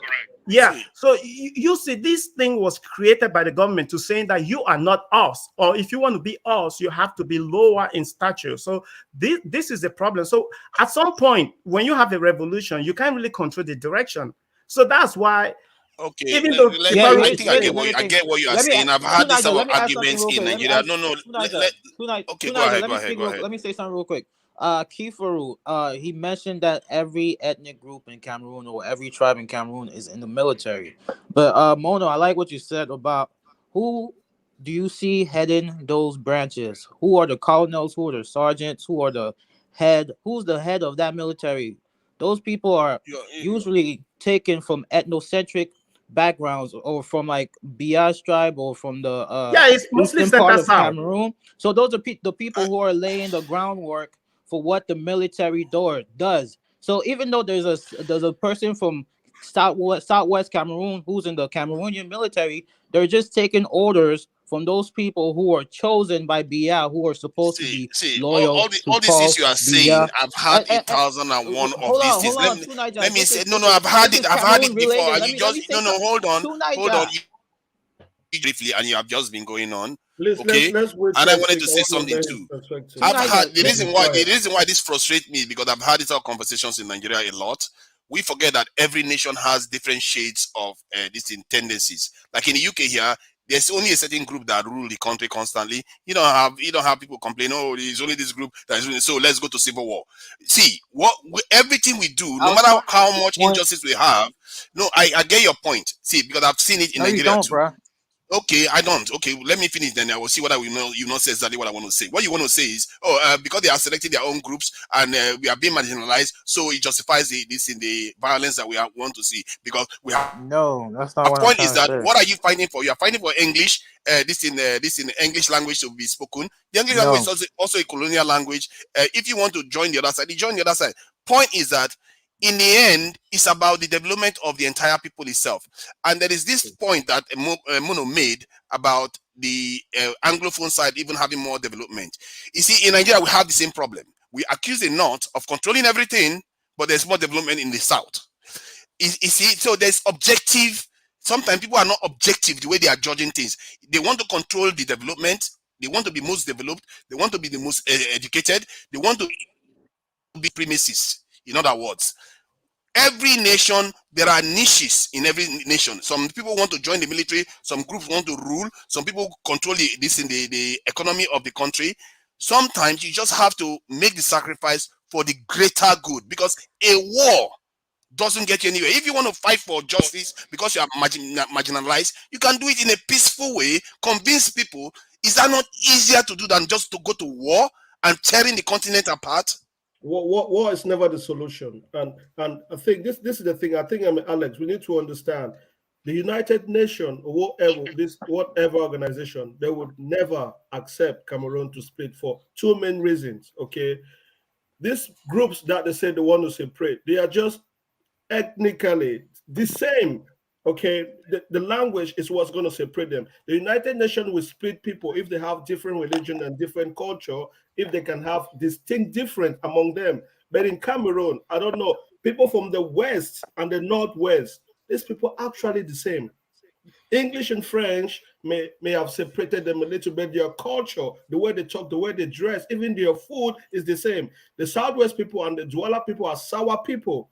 The world sees that. They're not going to separate you just because you want to separate. If you had distinct cultures and religion, we can talk about separation. I think the solution in Cameroon is federation. But if you talk about federation now, you might get yourself in problem because shit has hit the fan.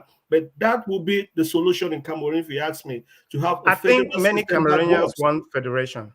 Many Cameroonians, if you speak to them, even some of those who are hardcore Ambazonians, they want federation, but they want to negotiate from a position that's so far-flung to kind of get to the point of federation. Because when there was federation, from what I understand, the Anglophone areas were the most peaceful and most thriving. The legal systems were pretty much intact, even the banking systems, even the markets were kind of styled according to most of English-speaking countries.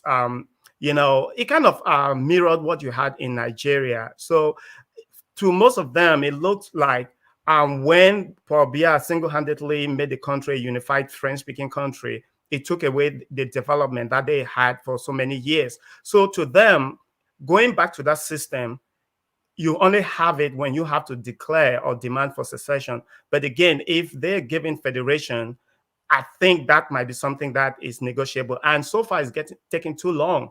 I think for Cameroon, what they would have done is to have, national reconciliation, remove those guys from jail.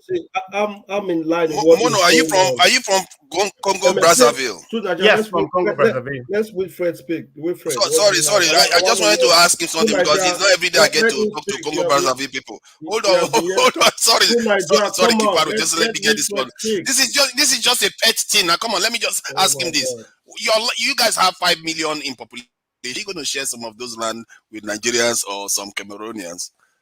Well, it's always good. I mean, you have people from even Congo, Kinshasa, that is almost 1 million square miles. Gabon is even bigger than Congo. So, but of course, it's Africa. If you open the doors, you open the market. Why do you guys have such empty land? The whole land is green. Why is it so empty? Gabon has a lot of empty land. Gabon is just 2.5 million people. You put Gabon in Kinshasa, it's not even half the population of Kinshasa. It's not even half the population of Douala. So there's land there. There is development. If we have an open African market, and you open the borders, that's why we're having this conversation, to have solutions, not just for Cameroon, not for Congo, not for Nigeria, but to open the African market, so that people like you and myself, we can begin to have partnerships. The thing is, we can have a central African stock market or even regionally based on the north, east, west, or whatever. I've said it on this show before. I said we can have, I agreed with you, you said we should have a standing army of about 200 million people. I say yes. We also need to build about 5 technological regional universities of the stature of Oxford, Imperial Academy, Harvard, MIT, build our own machines. There is no reason why we drive the Okada, the Bensikins, the Boda Bodas, and we don't make them. We give this money to the Chinese. There is no reason why Cameroon produces so much rubber, but we cannot make the tires for the Boda Bodas or Okadas. These are all things that cause capital flight and leakages. So the thing is, we have the timber, we have everything. Why should we be importing beds? When I see houses built it's crazy. In Lagos, I see beautiful property in Ibadan. I see it in everywhere in Ghana. I keep asking people, but who manufactured the bed? So you're just taking fixtures from overseas and installing them in Africa. That's why the cost of housing is really gone up. I said, but we have some of the best architects. Sir David Adjaye, Ghanaian, British. Okay, Ghanaian. He built the National Museum of African American History. We have a lot of them like that. We have this Nigerian who designed the Chevy Volt. What are we doing with guys like that? And there are many Nigerian engineers even more capable than himself. So the thing is, I think at some point we have to really sit here, have a platform, have some kind of manifesto, to kind of move the continent forward. The thing is, I we have a can solution. never really It's succeed called by the just making Pan-African Cameroon Alliance. better or making Nigeria better. We have to Thank you, move. brother. Okay, Thank all you. right, all right. We have Can to I have a come in? movement.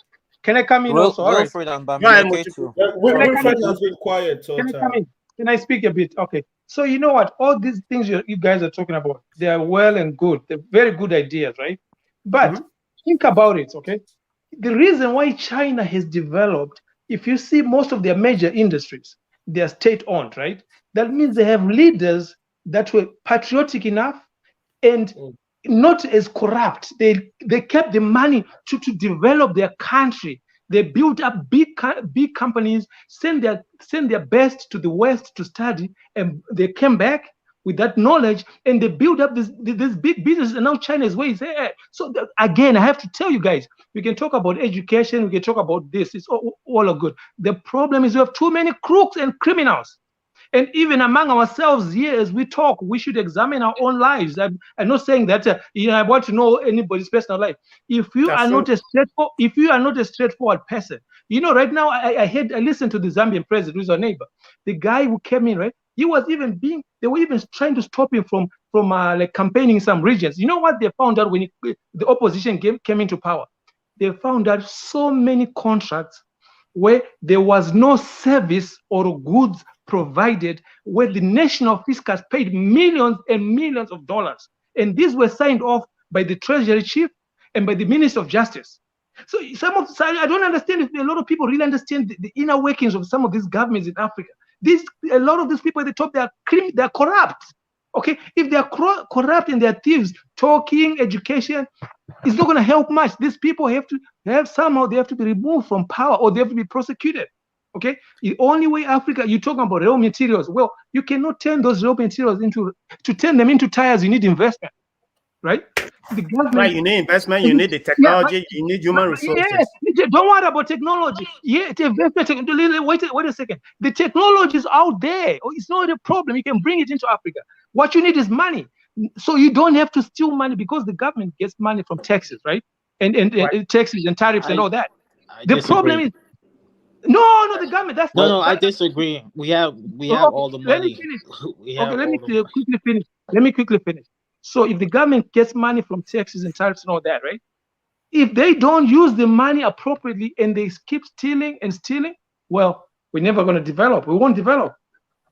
Well, Muchi, that's why, for example, Nigeria is the biggest economy in Africa. If Nigeria fails, most of Africa is failing with Nigeria. That's just a fact. I disagree. So, through Nigeria was saying, I'm just saying that most. I'm not saying all of Africa. I always kind of leave a wiggle room. It's just an opinion. But this is the thing. Like I'm saying, we can go to different platforms. Nigeria is having an election. We look at the candidate that is having some kind of a better vision, not just on Nigeria, but for all of Africa. If something we have to emulate, we support. But while we support, we put our ideas forward, question him. When they travel to different places, to different countries, they mostly going to the diaspora to raise money.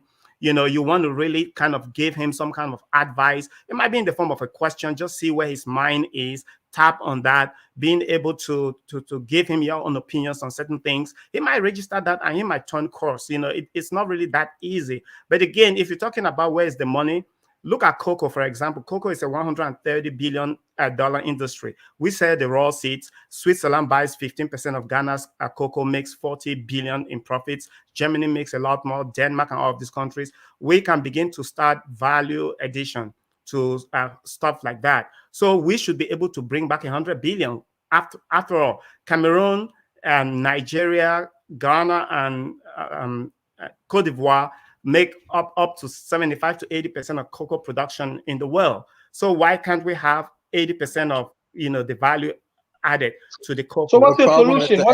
The problem is the solution is that when you're a diasporan, you go back to the country in an area like cocoa. Initially you might buy the machines because we don't really have the universities that are tailored to make those type of machines. Buy it, put it there, hire some people, turn cocoa into chocolate, into different confectionaries, then being able to sell them and bring back money. Because the thing is, you can print all the Naira you want, print all the leons you want, print all the cedis you want. At the end of the day, if you have to buy from Russia, you pay them in dollar or in euro. So if you don't have foreign exchange earnings, brother, you're preaching to the choir, okay? All that you're talking about is known, okay? You're just speaking facts, okay? The problem is this. We're not going to develop our countries by a single individual buying one machine, two machines. What I'm trying to tell you is China, they stood up national. I completely agree with you, Muchi. I'm just saying that at a micro level. Chinese people I'm saying that at a micro level because remember, they get educated, they get better educated. the Chinese themselves say a journey of 1,000 miles begins with the first step. So while the first step doesn't get you anywhere, but remember it activates, you know, your plan moving forward. So if we can do that at the micro level, $130 billion is not something that is probably 3 times the economy of Cameroon. Cameroon's GDP is about 41 billion. That of Sierra Leone is about 7 billion. That of Ghana is about 75 billion. So that's even more than the economy of Ghana. So why can't we generate the economy of Ghana just by, you know, adding value to cocoa? That's just what I'm saying. If we start doing it, you know, buying land, buying property, investing in farm products, you know, even tomatoes and stuff like that, people doing greenhouse and farming and stuff like that. Those are things that we can begin to tell our farmers that you don't need to plant on so many acres of land, but teach them about greenhouses and stuff like that. You know, contribute at the economic level, others will contribute at the political level, and we can move forward. I agree with you. I agree with you. Listen, we're gonna close out. Everyone, thank you so much for joining. Dynast, may I say something? If you have not bought the documentary In Search of Uhuru, please go to search4uhuru.com and buy the documentary. Again, if you have not bought the documentary In Search of Uhuru, Dynast, please go to search4uhuru.com and buy the documentary. Everyone, this documentary is going to motivate you and get you ready and pumped up to travel to the continent. So please go to search4uhuru.com, buy the documentary. With that being said, everyone, thanks so much for joining. Like, share, subscribe. Until next time, peace. Like gas